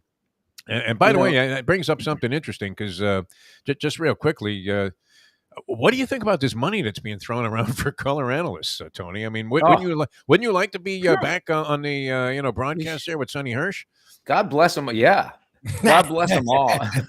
God bless them all. Sonny would be loving it too, man. He would cover all of his bets with one paycheck. I didn't see what the Kirk Herbstreit payout was for his deal with Amazon now. Oh, my God. Did you see it? What was it? I don't know. They're talking hundreds of millions for these guys. It's incredible. I think it's great. Let me just finish up before we get to Ed Garcia. One of the sad things about the sport of boxing was being of Italian heritage. My uncles and my father, we would all get together on Fridays and watch, Graziano, Marciano, all those guys. And Willie Pastrana was a big deal. And middleweight, was it middleweight champion? I think might have been, yeah. He was one of Angelo's fighters, right? And that was his first champion, wasn't he? And I remember my father, he used to work in the rag business, the schmata business down in Oh, yeah? Miami. Nice. And he would drive Was down he to on Miami. Schmata Row there? Because Yeah, that was one of my absolutely. favorite On- streets Nice. ever, anywhere in the country. Well, he was on Schmata Row in New York, and then moved when we moved here. But Schmata Row. What a name for a boulevard. Yeah. but anyway, Where you living? Schmata Row. he would pick up on his way to Miami. He would pick up Willie Pastrano hitchhiking. Oh, yeah. And Wow. Willie Pastrano was down and out, had no money. He would go down to Miami, try to get Happens, a job yeah. here and there. Yeah. And he would pick up a couple of fighters actually all the time. That was a common image, that I'm always, Yeah. reminiscent about when you'd walk into, this was the Main Street gym, but they probably had a guy just like that at the Fifth Street gym. Main Street gym was the big gym in Los Angeles where a lot of people trained. And there was always some guy named Whitey over in the corner there. Oh, yeah. And, he had the picture of himself with like a belt on from like 1928 out of some newspaper. It was turning yellow. He had done nothing to preserve this, but he had it in his wallet. And as he was bringing a towel to the champ, he would say, you see this? This was when I fought Willie Pep. Yeah. What? who knew you could speak? I mean, but there was always that guy, that like busted out guy from the boxing heyday of the past. All right. Speaking of throwing a lot of punches, man, this guy is always connecting because Texas Roadhouse restaurants. Wow, in today's economy too, I don't even. You don't really have to emphasize price because it's ridiculously low at Texas Roadhouse. But I mean, price to quality. I don't think you can get a better matchup than that than Texas Roadhouse restaurants. And we have the great Ed Garcia, regional manager here in the Southeast, and we love him. Big Wolverine fan. Ed, welcome to the show. Good morning. Thanks for having me. Good morning, Ed. How's it going? We got some big events coming up at Texas Roadhouse. The lead-in was perfect that Defo had. How the price points are amazing at Texas Roadhouse, but what makes the price points amazing is that how amazing the food is. You could have a low price point and the food is not so good. But at Texas Roadhouse, it doesn't matter what it. Listen, I just talked to somebody the other day, and I didn't even know you have this on the menu. He goes to Texas Roadhouse to have is it the chop steak? Is that what's on the one of? He says it is the best thing he has ever had in his life. He goes 3 times a week to Texas Roadhouse. Jesus. Yeah. Yeah. We call it the roadkill. It is an awesome value. And here's how it comes. It comes with mushrooms, onions, and smothered with some fresh jack cheese. And then if you really want to go all over on top, add some brown gravy or even some, cream gravy. And then, of course, you get 2 made from scratch sides, whether you want to do a nice Caesar salad or a baked potato with that butter, sour cream, cheese, and bacon. I mean, you can't go wrong. And the value behind it is absolutely fantastic. Yeah, he was. I had never even looked at it on the menu, and I've looked at that menu a lot, and he was just absolutely raving about it. In fact, when he told me, I said, when I go on the air next week, I'm going to tell Ed Garcia about you and the chop steak and how much you love it. But it's not just that, Ed. It's and again, we talk about this all the time. If you're not a meat eater, and there are a lot of people who aren't, that doesn't mean you can't go to Texas Roadhouse because the fish you have is off the hook. No pun intended here, but truly amazing from the salmon to the trout. Are you still there? I couldn't agree. Yeah. And don't forget, yes, I am. And don't forget about our shrimp. Our shrimp is absolutely fantastic. The salmon, and also this is my trade house secret, but get it blackened out of this world. So it's really one of the best things on the menu. And then we also marinate our chicken for over 24 hours, and our chicken is fresh, not frozen, which is really, really, really, really awesome. And then we have this herb chicken. If you don't want to do that marinade, that herb chicken is absolutely fantastic. It's made with these really great roasted seasonings. Well, what can we expect as we get ready for March Madness here? And we have, for those people who need to know, we have multiple, and I mean multiple with capital letters, TVs throughout Texas Roadhouse, right? That's right. We have 9 TVs over 65 inches at a minimum in all the restaurants. Don't forget, we got a great happy hour. They vary between locations, but you can come in, grab a seat. You're going to have an awesome bartender that's going to take very, very, very good care of you, and really awesome, wings. Our snake bites, which is a homemade jalapeno popper that takes over 2 days for us to just make from scratch. Absolutely fantastic product. But you can just come in and have a great time, and then once an hour, you can watch the kids line dance, which always kind of adds a little bit of extra value. You have a location in Atlantic City? I'm heading up there for the basketball tournament. I'm tired of paying casino prices for food that doesn't stack up compared to Texas Roadhouse. Atlantic City, anywhere nearby, Ed Garcia? Absolutely. I don't remember exactly the location, but we got a two in that area, so make sure to check it out. Nice. Yeah, pull it up on the mobile app, and you can see exactly where they're at. So, we're just beat 600 Texas Roadhouses across the United States, with another 20 coming this year. That's amazing. Awesome. Well, you That's guys deserve amazing. all of this That's success amazing. because you're obviously a big part of it, Ed Garcia. And thanks so much for being with us. But We can't wait to see you. We can't wait to see him in Kentucky, right, for the Derby? Oh, Yes. that's right. It's right around the corner here. Let's just go. I Still love working that Yeah. Derby angle. I love it. I'm still working on it. We'll have a Hey. horse for you. We'll have a couple of horses for you. And you Yeah. might want to, tell us to lose my number after we give you our picks on the Derby. But we love you, Ed. Thanks so much for being with us. It's always a pleasure, my friend. Always a pleasure. It's a rough economy, Tony Segreto, right now. I mean, I respect restaurants, and people have their various opinions about chain restaurants or whatever. This is a well-run chain restaurant like Texas Roadhouse can be such an advantage because how they keep their prices at the level that they are when everything is escalating and skyrocketing, especially when it comes to steaks and the price of chicken, whatever. I mean, you're paying market price for chicken wings now. I know. And these guys, I mean, you can bring your family in there and not get whacked around like it was the middle rounds at the Thrilla in Manila there, and you happen to be Ali on the ropes. Yep. We're getting messages again from what Michael Mayo had posted, and people going to other, fancy steakhouses. And listen, I get it. There's a place for that. There's an absolute place for that. But if you want something that you can do, we say in the commercial, where do you want to go for dinner tonight? It's one of those places where you go, come on, let's go to Texas Roadhouse. We can grab a burger. We can grab a sandwich, fries. We can get steaks. Right. I know Lubie does it, right, Lubie? Oh no, we go regularly. But what's interesting is, and it's what Andy was saying in the chat, is people go to these steakhouses. The problem is they're disappointed. Yeah, the price point is so high, it's really hard to meet. $90 a pop, 100 for And some they steaks. don't. Yeah, Texas Roadhouse is the opposite. That price point's so low that you have really low expectations and are like, oh wow, okay, like that was freaking good. Listen, you want to walk out of a don't you want to walk out of a restaurant satisfied? Yes. Well, yeah. Well, you don't want to be broke either. Yes. Yeah, exactly. Quit claim deed on your house to pay the Exactly. check. It's ridiculous. All right, we're coming back with more with Tony, and it's always great. That was a lot of fun there. This anniversary of the Ali Frazier one fight, and I was going to say, Tony, because one of the great things. We started talking about Don Dunphy and the fight of the week, and I idolized Angelo Dundee, and the fact that later in my life, and it's one of the great things, people judge richness and success in different ways, but I mean, to be able to actually befriend and hang with people like Angelo Dundee, who I idolized as a kid, and then have him talk to you, like you were his brother or something. Yeah. And tell you all of these stories and share all of his boxing knowledge with you. And he was like that with everybody. It's an amazing quality, a very rare quality that certain people that reach that level of celebrity have. Leslie Visser would be another one, right? Where they just make everybody feel like they've known you your whole life, right? Yeah.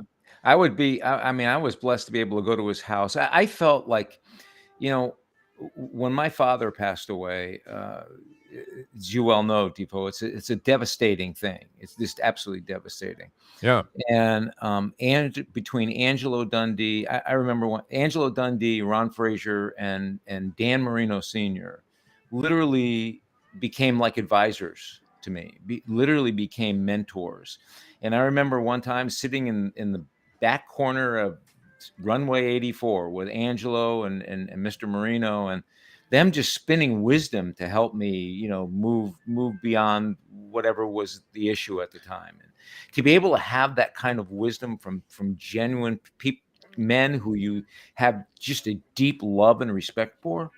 And I'm not throwing names out. I'm just being honest. These people are remarkable people. No, and at the height of what was an extremely popular sport at the time, and with the greatest of people, right? Muhammad Ali, Sugar Ray Leonard. I mean, these were. And he was humble. His humility, was great. was unmistakable. Yeah. I mean, you would never ever know. Well, and I still remember things. There's certain guys where they say things to you, and it stays with you.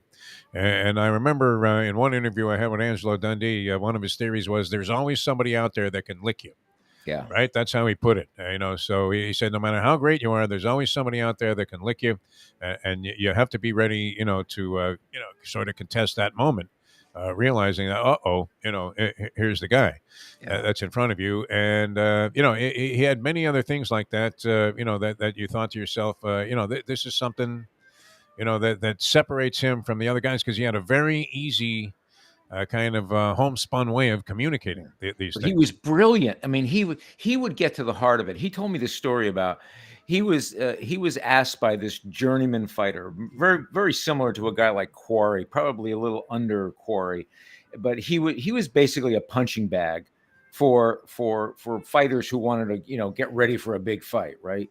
And he's fighting this big time fight, and he goes to Angelo and he goes, can you help me out? And Angelo goes, what? I mean, why? You're getting the crap kicked out of you anyway. What, you're going to get the crap kicked out of you now? He says, come on, Angie, please help me. Please help me. So Angelo tells me the story, how he's helping this guy, and he knows the guy's going to get the snot kicked out of him. And he says to the guy, he goes like, why are you doing this?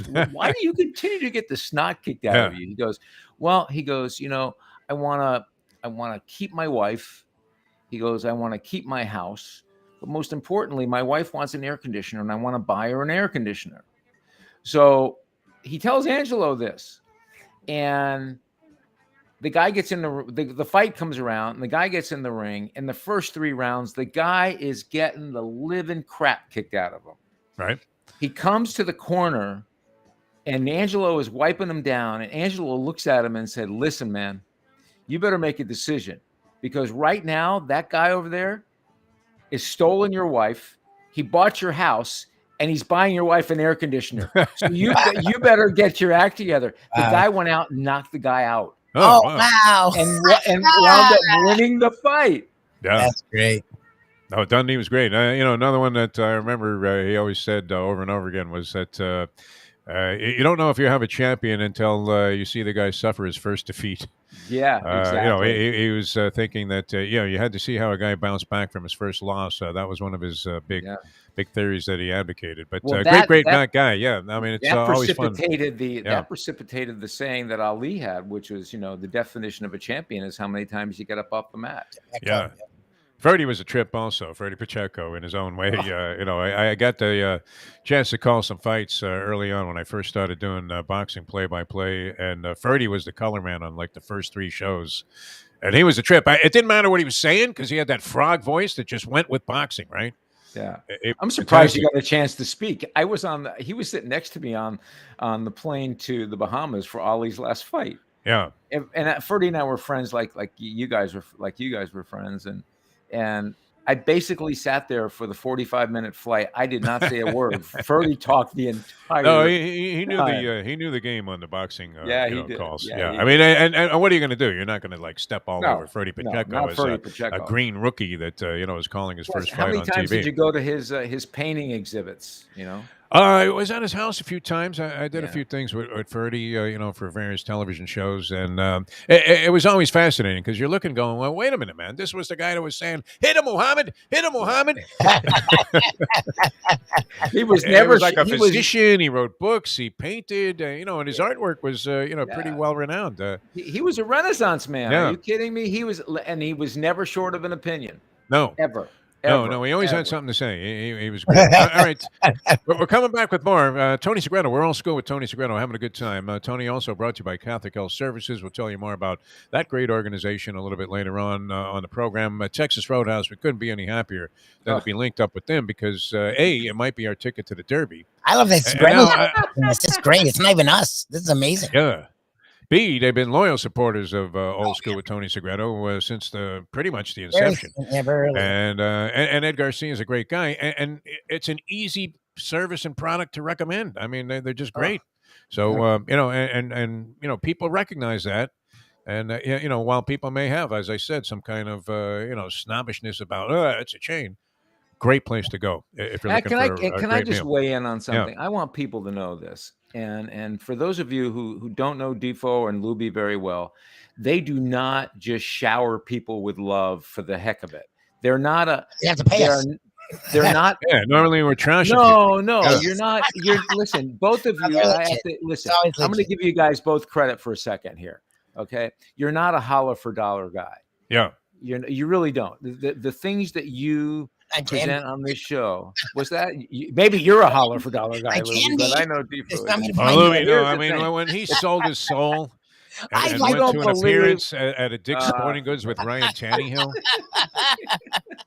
and he told Tannehill how much he admired his play after he'd been just absolutely. I am denouncing trying to this give you man guys a as a little bit human of being. credit. No, All I'm but you know what? saying is- We're lucky in this sense, Tony, because it's easy for us to be honest about this because Yeah. these are great organizations. Yeah, and that's we're, what I'm saying, we're lucky yeah. to have them. I mean, you know, Yeah. solidly behind us here. Texas Roadhouse is fantastic. All right, more with Tony Segreto. There was a blockbuster trade in the National Football League. Wow, huh? And Wow. you know, that was kind of wild. And I know That you're was a big fan of all college sports, including, and you would balance this out because you would probably be more inclined, I don't know, to get into the whole women's NCAA basketball tournament, which, you know, About I'm time. watching some of it.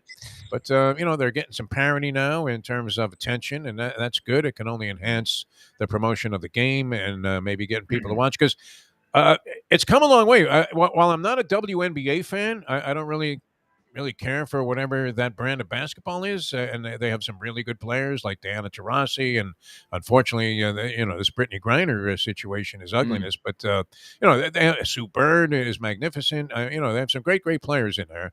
Parker, I mean, you know, just really good. But the college women's game has evolved to the point where, I mean, it's not surprising to see, you know, a girl out there, you know, like 23 feet away with a very smooth Ray Allen type of jumper, hitting 3-point shots now, and then they go inside to the big girl, and you know, she's putting up hooks like she's Kareem Abdul-Jabbar. It's great. Well, I'm telling you, you know, you're preaching to the choir here because, you know, with my love for women's softball, especially college softball, you know, I love the love for the college basketball game, the women's basketball game as well. And I don't look at it anymore like, oh, because they're women, they can shoot the 23-foot, you know, jumper, or, you know, oh, that made a great play at shortstop. It's a woman doing that. I don't look at that at all. I expect it now. I see, you know, I am watching some games over the weekend. There's some softball games over the weekend that it's remarkable play. And I hearken back to when I was talking to Andre Dawson a couple of months ago, and I was telling him, you know, my daughter, what she was involved with, and he was telling me his family, and he goes, man, I try to hit a fast pitch softball, and he goes, there's just no way. Yeah. I don't know of a player that can I wouldn't do want that. to face it. Yeah. You know, yeah, and I'll tell you what, there's some great games coming up, and when we get to the College World Series in Oklahoma City, I'm telling you, when ESPN has thrown the dollars behind both women's basketball and women's softball, especially women's softball, because of their College World Series beat a lot of other sporting events in ratings. I mean, had higher ratings and by a lot. It tells you something right there. No, it's great. You know, so we have that coming up. I know you probably have some thoughts on that as well, the NCAA tournament, and venturing off to try the over-under Tony Segreto on my Spirit Airlines flight being on time in terms of its departure from Fort Lauderdale Airport, so I can catch the opening of the tournament. No chance. It just won't be on time. It won't be on time. It won't be on time. I'm going to I don't know say why you're on not flying time. I'm going to Delta. say those great words when you look at the board there and you say, where's my flight? Where's Fort Lauderdale? Okay, here's a departure. Boom. And it says on time. You're like, wow. All I'm telling you is if they ask to weigh you, you better think about it. Before you get on the plane, we need to know your weight, sir, because we have to balance out the plane. You better. Yeah, that's a weird. Yeah, that's always a weird one, right? Yeah, okay, all you fat people to the left. Yeah, that's fat people to the left. Yeah, I don't We know got the why, cargo why on are the you- right. Why are you Because he's flying deep. Spirit? That's what he does. Spirit Airlines has a very convenient flight. I've had some good luck with it going to Atlantic City. They go right into the AC airport there, and you know, obviously it's a direct flight, and you know. It might be a little cramped, right? You're not used to having your knees in your Adam's apple unless you're in a New York hotel room trying to, you know, go to the toilet. But, you know, you can put up with it for a couple of hours. Whereas if you're flying, like 5 hours like it would be to Las Vegas, it gets a little rough. Then I'm all in on JetBlue. I almost said something else there that rhymes with blue, which Lubie and I both are. All right. Tony Segreto with us. We're old school with Tony Segreto. And continuing in just a moment. How long is this break? A minute and a half. Not long enough for you to get up. Yeah. No, stay right there, Tony. We're coming back with more in a moment. Don't forget about Jimmy Johnson's Big Chill. Speaking of, the NCAA Tournament, Remodel Sports Bar. Tony, this might be a place to go, too. You're going to be in town here. You got to let me know when this is so I can go down. Oh, well, I mean, we're going to make those arrangements. We're working on that right now with our consigliere, the great Tommy Fox. And he tells me it's on, and don't worry about it. It's all happening. Jimmy's going to be down there. And that's going to be fantastic. And then the people that watch the audio and video, watch the video stream and listen to the audio, can get a real picture here from Ion Channel of what Jimmy Johnson's Big Chill I can't wait. is really all about. I can't wait. If you guys want me, I would love to go down. Yeah, you have to come down, Tony. Everybody wants to see you in a bathing suit. And, no, they don't. If you get up and sing with Larry Calvano and the band there, I will definitely do that. And Yeah. let me tell you something. Lubie and his wife, Shirley, put together a whole media kit on our shows here. Very impressive, Very impressive. And Lubie, God bless him, man. He gave all credit to her. Who are you talking to, Lubie? Who's involved here? I have the thing. I'm watching the thing about the Brian Wagner, the fight and the whole thing. Yeah, but there was somebody talking to you. Bring him on. Have him say hello. We don't need That's that, even Tony better. Segreto. Bring your dad on. Don't encourage him, man. You want to see my dog over here in the bed laying down? All right, we're coming back with more. Are you in the bedroom? Is that where you are? Defy This is kind of a little of everything. Well, there's like a couch bed in this room here, and it's a man cave, where you can just crash out and watch TV. It's just absolutely fantastic. Yeah. She's upstairs, 2 floors up. All right. Back with more in a moment. I don't want to get too deeply into my personal life here because there's a reason that I still am able to do this at nearing 71 years old, Segreto. Back with more in a moment. Now that. The time. It's 8:36. If poker is your game, you're covered in style. And you can play all your favorite Vegas-style games, including blackjack, craps, and roulette, in Hialeah Park's sizzling hot casino. Get a player's card when you walk through the door for all kinds of generous amenities, including our favorite, free play, when you come out to the ultimate casino and entertainment destination, Hialeah Park. These days, we're all looking for comfort anywhere we can find it. Thank goodness for Landlubbers Raw Bar and Grill in the Plantation location because they are making sure you are as comfortable as possible. You're going to have the best wings in the world.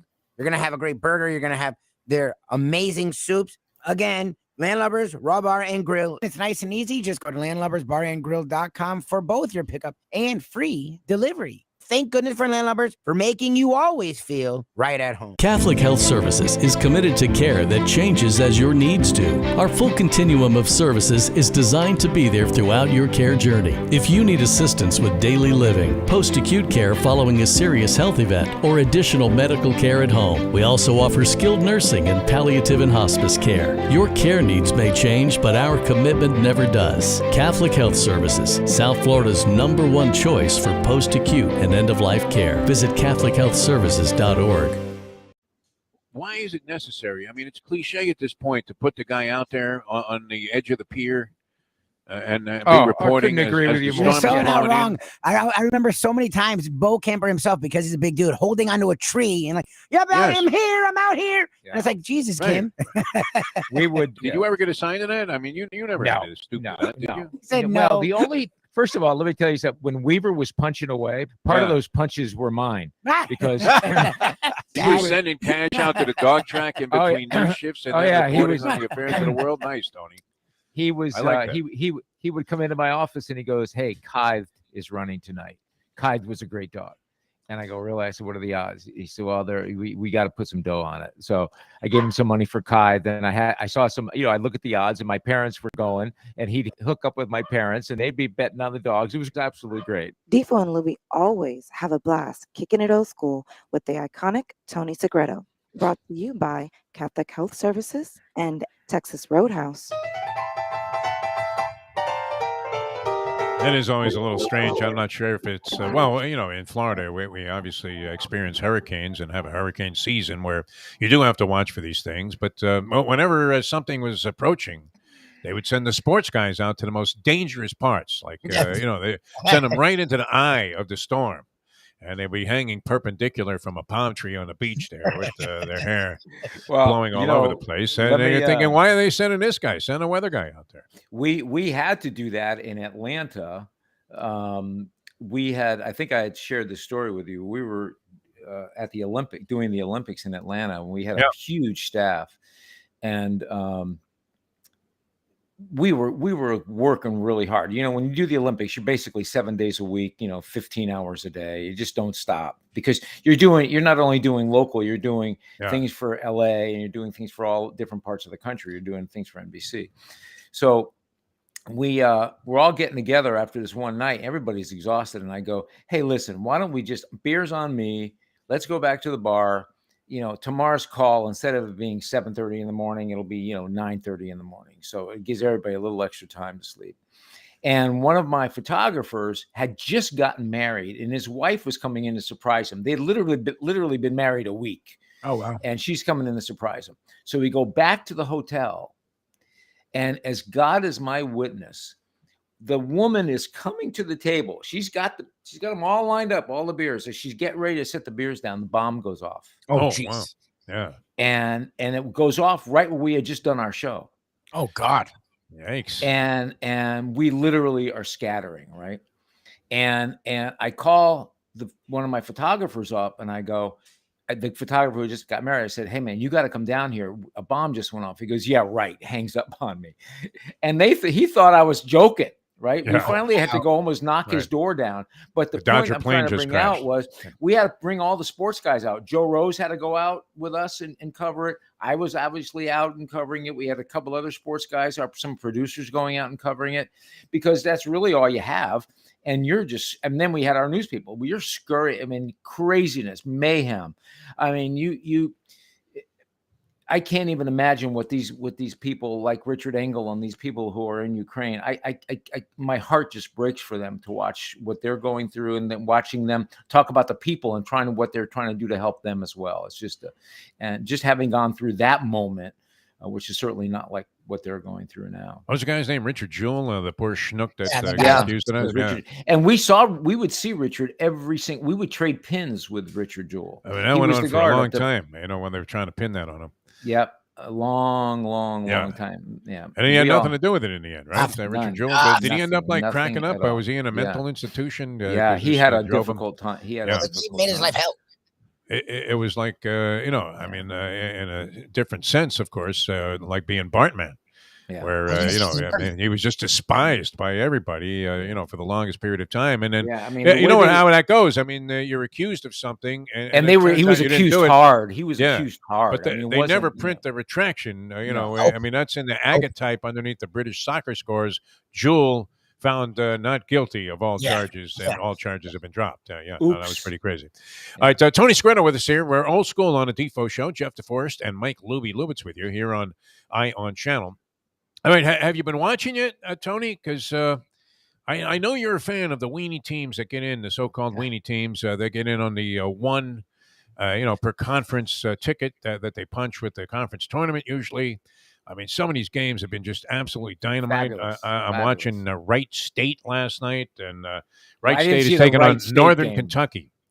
I mean, I'm flicking channels, but, I happened to catch the end of this ball game until my television froze with 7 seconds to go, and I went upstairs. I almost hit the dog by mistake, but kicked the modem, and then it kicked back in, but the next game was already on. But Wright State did hang on. I mean, they exchanged baskets and the lead twice inside of the final 10 seconds of the ball game on really dynamic shots. And I know you love this because you love the in-the-moment stuff, and then I am very much like you in the sense that I dig the grassroots things that happen. Oh, yeah. And, unlike the football, where you would get slaughtered if you sent a 50th ranked team against Alabama. In this case, these guys are in there with a shot. Yep. Yeah. And a lot of the smaller schools feature teams that have been together far longer than the big Well, that's a wigs, thing. because they don't have the one and doneers. They have guys that are there for like 5-6 years. I mean, they're already physicians in local hospitals, and they're still playing ball for like Butler. It's amazing. If unlike football, if in basketball, if one of your guys gets hot and he's just like, out of his mind, that changes the game. That changes a whole, it changes not only the game, but it changes the complexion of the team. The confidence that the rest of the team has now raises to a brand new level, and that confidence it's amazing to watch. I love the stories. Just, remember we talked about going into the Olympics, how you love the stories. Yeah. When you see these guys, especially some of the travels, maybe they didn't decide to go to Wright State originally. Maybe they wanted to go to Kentucky, or maybe they wanted to go to NC State or UNC or Duke. And maybe they were there for a year and they weren't playing. And they say, I'm going to transfer someplace else. And that young man starts to play. And it's remarkable what that one person can do for the rest of the team. I like it too, because you don't know what you're going to get. Leslie Visser likes to go with the slogan that CBS was proliferating forever, and that is that the tournament always delivers, and it could deliver on any number of fronts, including, as you mentioned. And it's great. Wasn't it Kemba Walker with the UConn that carried the team on his back? I mean, impossible circumstances, just improbable win after improbable win, and went all the way through the Big East tournament and the NCAA tournament to win the championship. We saw, other people do it. Glenn Rice, when he got hot, I mean, it was just carrying a team on his back. And then sometimes when they come from the smaller programs, like even Steph Curry, coming up with Davidson, and you're like, wow, who the hell is this kid? And can he make it as a pro when he only weighs like 138 pounds soaking wet? And, sure enough, we got that answer as, he's one of the greats of all time. But I love seeing those kind of guys surface in the tournament, especially if they somehow manage to take it all the way. Yeah, and when you talk to those guys, especially like when you talk to like a guy like Glenn Rice or Curry or guys that you mentioned, they'll tell you when they were hot, the hoop looked like it was as big as an ocean. They just felt it. They just saw it. They wanted it. They didn't care what time of the game it was, if it was 1 second left or a minute and a half left. They just didn't care. They were so sure. The way they saw the basket was unlike any other time they would see the basket. Well, it's great, too, because you get all kinds of shooters that come out. Who was the guy who ended up like in the Knicks G League? What was it, Freddie something, the white kid? He was like 6'1", and he was playing for some weenie school, and he just had a phenomenal run in the tournament. And, became the darling of everybody. The whole country sort of got behind Fredette? it. You mean Jimmer? Yeah. Oh, Jimmer Fredette. Yeah. It wasn't Freddie. Jimmy Fredette. We've become a family, where we're interested in like a lot of different things, especially college athletics. And just last night, my wife calls me. She was visiting her mom, and she called me and she said, "Hey, when does March Madness start? Do we have anything on it yet? I mean, do you? I mean, do you have an opinion about who would win? I'm putting a line through Gonzaga, so they'll probably win it all. And they'll be the number one overall seed, so that's not like you're calling something that seems so far-fetched. Who do you want to win it, and who do you think will win it? I don't know that I have that answer for you. You know what? I was going to put some money on, and I didn't do it, and I guess I don't know if it's too late. I think they might be playing today. But the tournament already started. I was going to take some action on North Carolina at 10-1. To win the ACC. Now, they just came off that big win over Duke. Duke, obviously, would be a prohibitive favorite going into the tournament. They would only have to get, then, North Carolina to the championship game, and then you have the Shakespearean proposition in front of you to hedge or not to hedge. Right. That is the question. But you would be in a good position there to hedge because you're getting 10-1 on North Carolina, a team that very easily could win the ACC championship, by winning the tournament. Speaking of that, we can't leave this subject without giving a standing ovation to what the University of Miami women's basketball team did.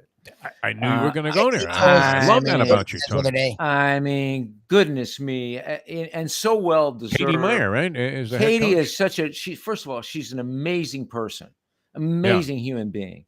I've spent a little time around her, not a lot, but enough to get to know her, and just just amazing. And, I was on campus. I'm actually going to, as soon as we get done today, I'm going to campus to do some things. And I was on campus the other day, and I was in the training room, and to feel that energy back on that campus, especially in the athletic center, and to see what they're doing with the women's basketball program and what Larinaga's doing, and the excitement over Mario, and just seeing Jason Taylor walk through the locker room, all those things add up to some great positive feelings of what's going on down there. But again, this is all about what Katie has done with that women's basketball program. We just wish them the very best as they move forward and see what happens.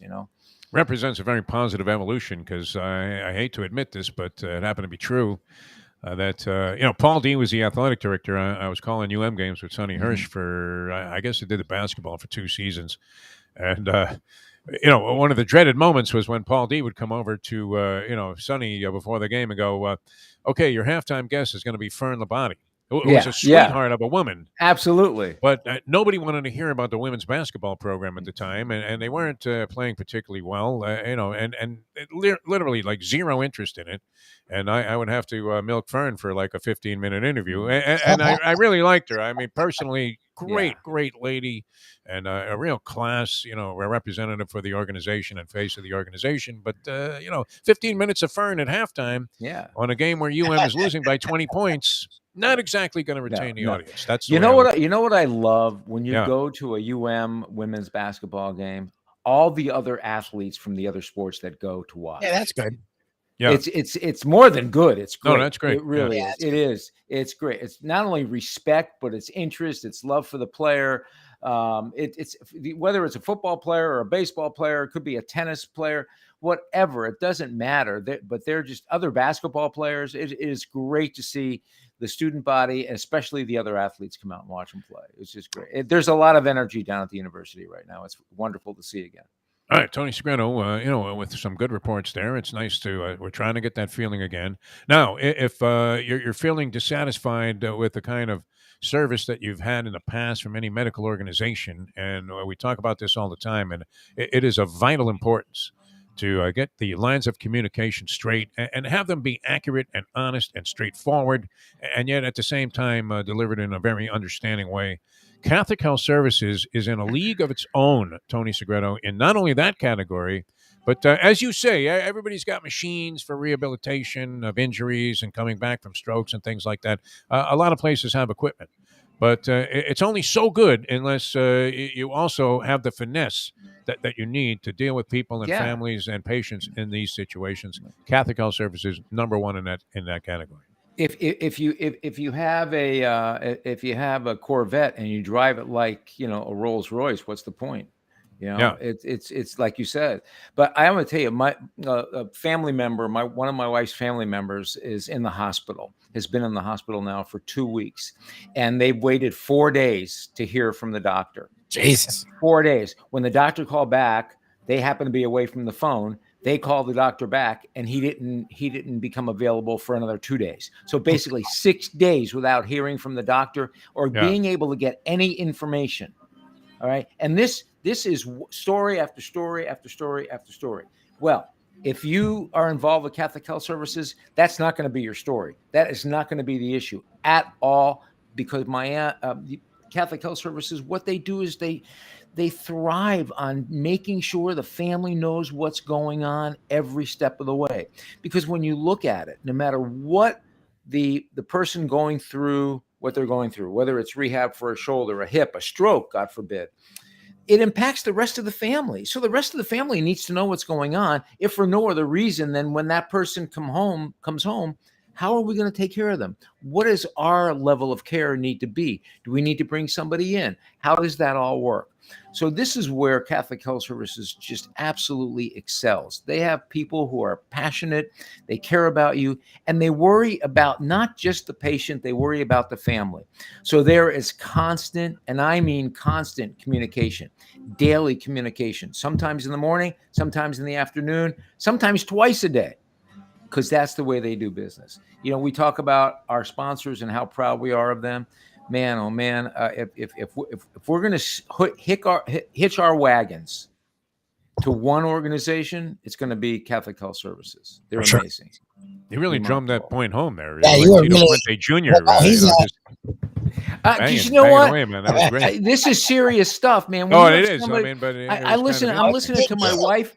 I'm listening to my wife going through this, and she goes, we can't get a doctor. We call the hospital. We can't get a nurse. We can't get anybody to talk to us. We know they're busy, but there has to be some discipline in getting back to the family. Yes. And then this goes on more and more and more. It's a big deal. Yeah. Torture. I went through it with my mom, and we would call the hospital, and they'd say the doctor's going to call you back, and then you hear nothing, and then you call again, and then they become very irritable, and then threats. Yeah, why are you bothering me? It's just like please. I just want to find out, is my mother still alive? Yeah. Right. And you can't get that answer. I mean, and when we switched things up to Catholic Health Services, wow. I mean, the difference, literally, when you were talking about this sort of thing, Tony, it doesn't necessarily hit home until you're in the situation and you go, yeah, wow. I mean, what a remarkable difference in service. The best organization of its type anywhere in the world, Catholic Health Services. We can't thank them enough for their support of the program and all the great work that they do, not only with their patients, but in the community. All right, we're going to come back, wrap things up with Tony Segreto, Mike Lubitz, Jeff Deforrest. It's the Defo Show, Eye on Channel. Happy to be here, and Tony's going to come back, and we'll finish things off in just a moment. Now that. The time. It's 8:55. Tony Segreto here. Let me ask you a question. What do you look for when you go out to eat? Good food, obviously, friendly atmosphere, not too loud, but good energy, reasonable prices, and a place where you feel comfortable. You're talking about the Texas Roadhouse. Good for a family, good for a date, or just a night out for yourself, and prices that will make you extremely happy. Their ribs unmatched, steaks hand cut every day. Everything, and I mean everything, is made on site, including their incredible bread. Trust me when I tell you, Texas Roadhouse, your restaurant, your destination when you say, where should we go and eat tonight? From the newly renovated sports bar to the beautiful bayside views captured at the Tiki Bar, Jimmy Johnson's Big Chill has it all. Located at mile marker 104, the Big Chill also offers waterfront dining while experiencing breathtaking sunset views of the Florida Keys. It's simply the hottest spot in the Keys to cool off. That's Jimmy Johnson's Big Chill at mile marker 104 in Key Largo. For more information, call today at 305-453-9066. Any time of year, things can happen to your home or business, and the insurance company can be your friend, but they also can be your enemy. Horizon Public Adjusters, Justina Testa, are here for you to help this process go so much easier. 7 to 10 times more money recovered with a public adjuster than if you went on your own. If there's no recovery, there's no fee. Before you call your insurance company, call Horizon Public Adjusters and Justina Testa at 954-809-8752. What do you think in this one, Tony? You'll be handicapping. Will you be laying points? Will you be taking points? I'm really struggling with who I want to win. You have Joe Burrow, who's just the quintessential. He's the second coming of Montana. That kind of good-looking, unflappable, just can get for 3 quarters, get the snot kicked out of him, and then that 4th quarter still get up off the mat. Certainly the definition of what Muhammad Ali said, the definition of a champion is how many times you can get up off the mat. And to see Joe Burrow do that with an offensive line that's filled with matadors, it's remarkable. Matadors. Listen to you, Tony. Well, yeah, every single one of those offensive linemen play Olay.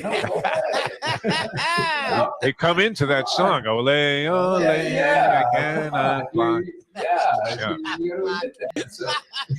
9 sacks against Tennessee. We are now kicking it old school with the one and only Tony Segreto. Brought to you by Catholic Health Services and Texas Roadhouse.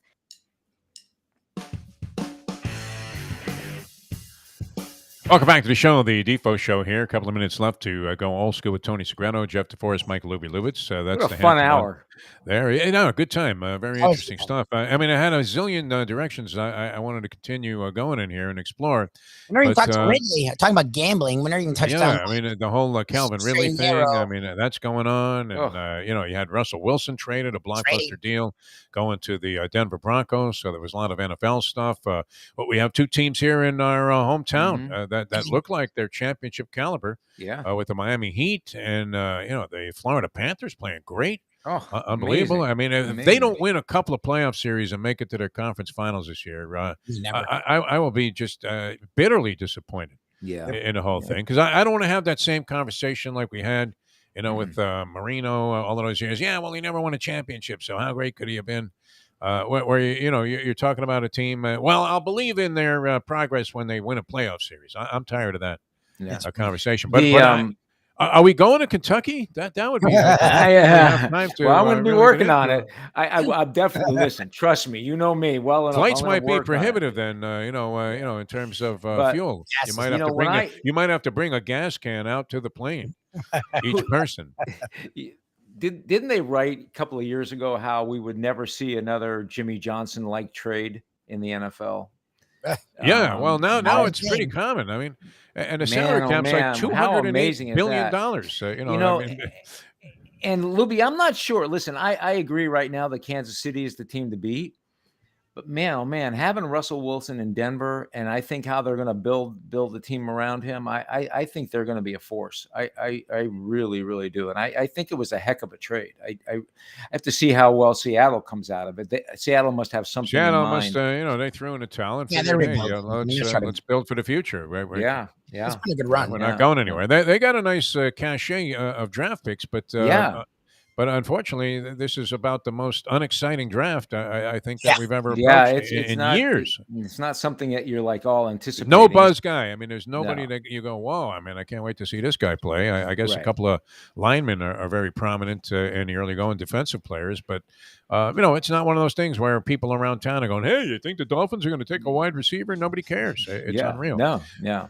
All right. Totally Anyway, agree. we have to Totally run, agree. Tony. It was great. Wow, what a great hour, man. We Yeah. have a lot more. Well, let's table some of this till next week. We can Yes, still, sir. we can It'll still still chat matter. about it. There it you is, know? and maybe we'll be like Jimmy Johnson's Big Chill shortly thereafter. So Oof, look I forward to would love that as well. that. I would Derby love that. and JJ's Big Chill, mile marker 104 there, Overseas Highway. Tony, always a Can't pleasure, beat my it. friend. Enjoy yourself. Say hello to our people down there at the University of Miami, although it's been almost a complete overhaul of personnel down there with the football coaching staff and everything. But yes, send our congratulations. If you see Jim Larinaga, Yeah, if you see Coach L. I will. I will. mention some old school basketball player to him, and he'll always come up with a story. It's amazing. We got him with Billy Pulse, the Whopper. last Wow, time. no Yeah. way. No way. He knew everything about this guy. It's incredible. You know, I mean, I don't want to. I want to leave us thinking this. Not only is we talk about Mario Cristobal and Larinaga and Katie Meyer and all this, but remember too, one of the critical things that we have now. You mentioned Paul D. Is that at the University of Miami they have an amazing athletic director in Dan Radakovich. Stole this guy from like Clemson, right? And I think he is going to be the difference maker. He's everywhere, man. He is absolutely everywhere, and I think it's amazing. It's amazing what the university's done in the last 5 months, and the type of personnel and type of people they brought in, and the assistant coaches, for example, that Mario Cristobal has brought in. It's You ever second see to that none. guy that was going to build a stadium? Is he still around? Yeah. The alumni guy. I just want to get a He guy. made I his just want to money get importing grapefruits or something. I don't know. I'm He's not. got a ton of cash. I am done. I am done talking about people building stadiums. If they build it, great. If they don't, come on now, really. All right. Well, you built a legacy here that is just impeccable, Tony, and you have allowed us to make our attempts to destroy it, and you survive every time. So it's great having you on the show. Thanks for being with us, and we'll see you next week, my I'm friend. like Ali, man. I'm like this. Oh no, you're rope-a-doping it, no question about it. Keep the gloves up. See All you right. guys. We'll see you next time. Tony Segreto, ladies and gentlemen. And we'll see you next time. We have to run. Been a lot of fun being with you here on Ion Channel. Always good things happening there. Our thanks to Jack, Amy, Brad Schiller, and the whole crew at Ion Channel for having us. For Mike Lubitz, I'm Jeff Deforrest. Catch us later on Believe Network. That's BLEAV. And we should be getting into some football with Jason Cole, I think, later on today. We've had a lot of interesting people on lately, including Don McLean. It's fun. Yeah, who was the guy that wrote and sang "Bye Bye Miss America Pie." Miss Yes. American Pie. Unbelievable. Which the All-American Pie is what? Is it still apple, Lubie? I asked Mayo that question yesterday. Yeah. I mean, it Apple? feels like it's the standard American. When was the last time you had a slice of apple pie? I can't remember. Not that long ago. See, I like apple. My mom will buy once in a while, so whenever I'll stop Okay. over there, I'll grab a slice. Yeah. I Yeah, love apple. I mean, Yeah, no, apple pie was always great, man. The first Nice. time I had a bite of a hot apple pie, man, you threw a little scoop of Briars on there, man. Say some ice cream. Yep. Man, you're talking about sweet tooth heaven. All right, it's been sweet being with you. Thanks so much, Jeff Deforrest, Mike Lubie, Lubitz, the Defo Show. We'll do it again tomorrow at 7. We'll have, I think we're going to go King of the Hill on the Hialeah Park Trivia Challenge. Okay. And invite Andy back to defend his championship against maybe a hand-picked opponent. We may go Don King on this thing. Okay. So we'll see. And then we'll have a lot of other stuff for you on the show as well. So we'll see you tomorrow at 7 with the Hialeah Park Trivia Challenge as we leave you know that. The time. It's 9:04. Let's go to eat a damn snack. Look what they done to my soul.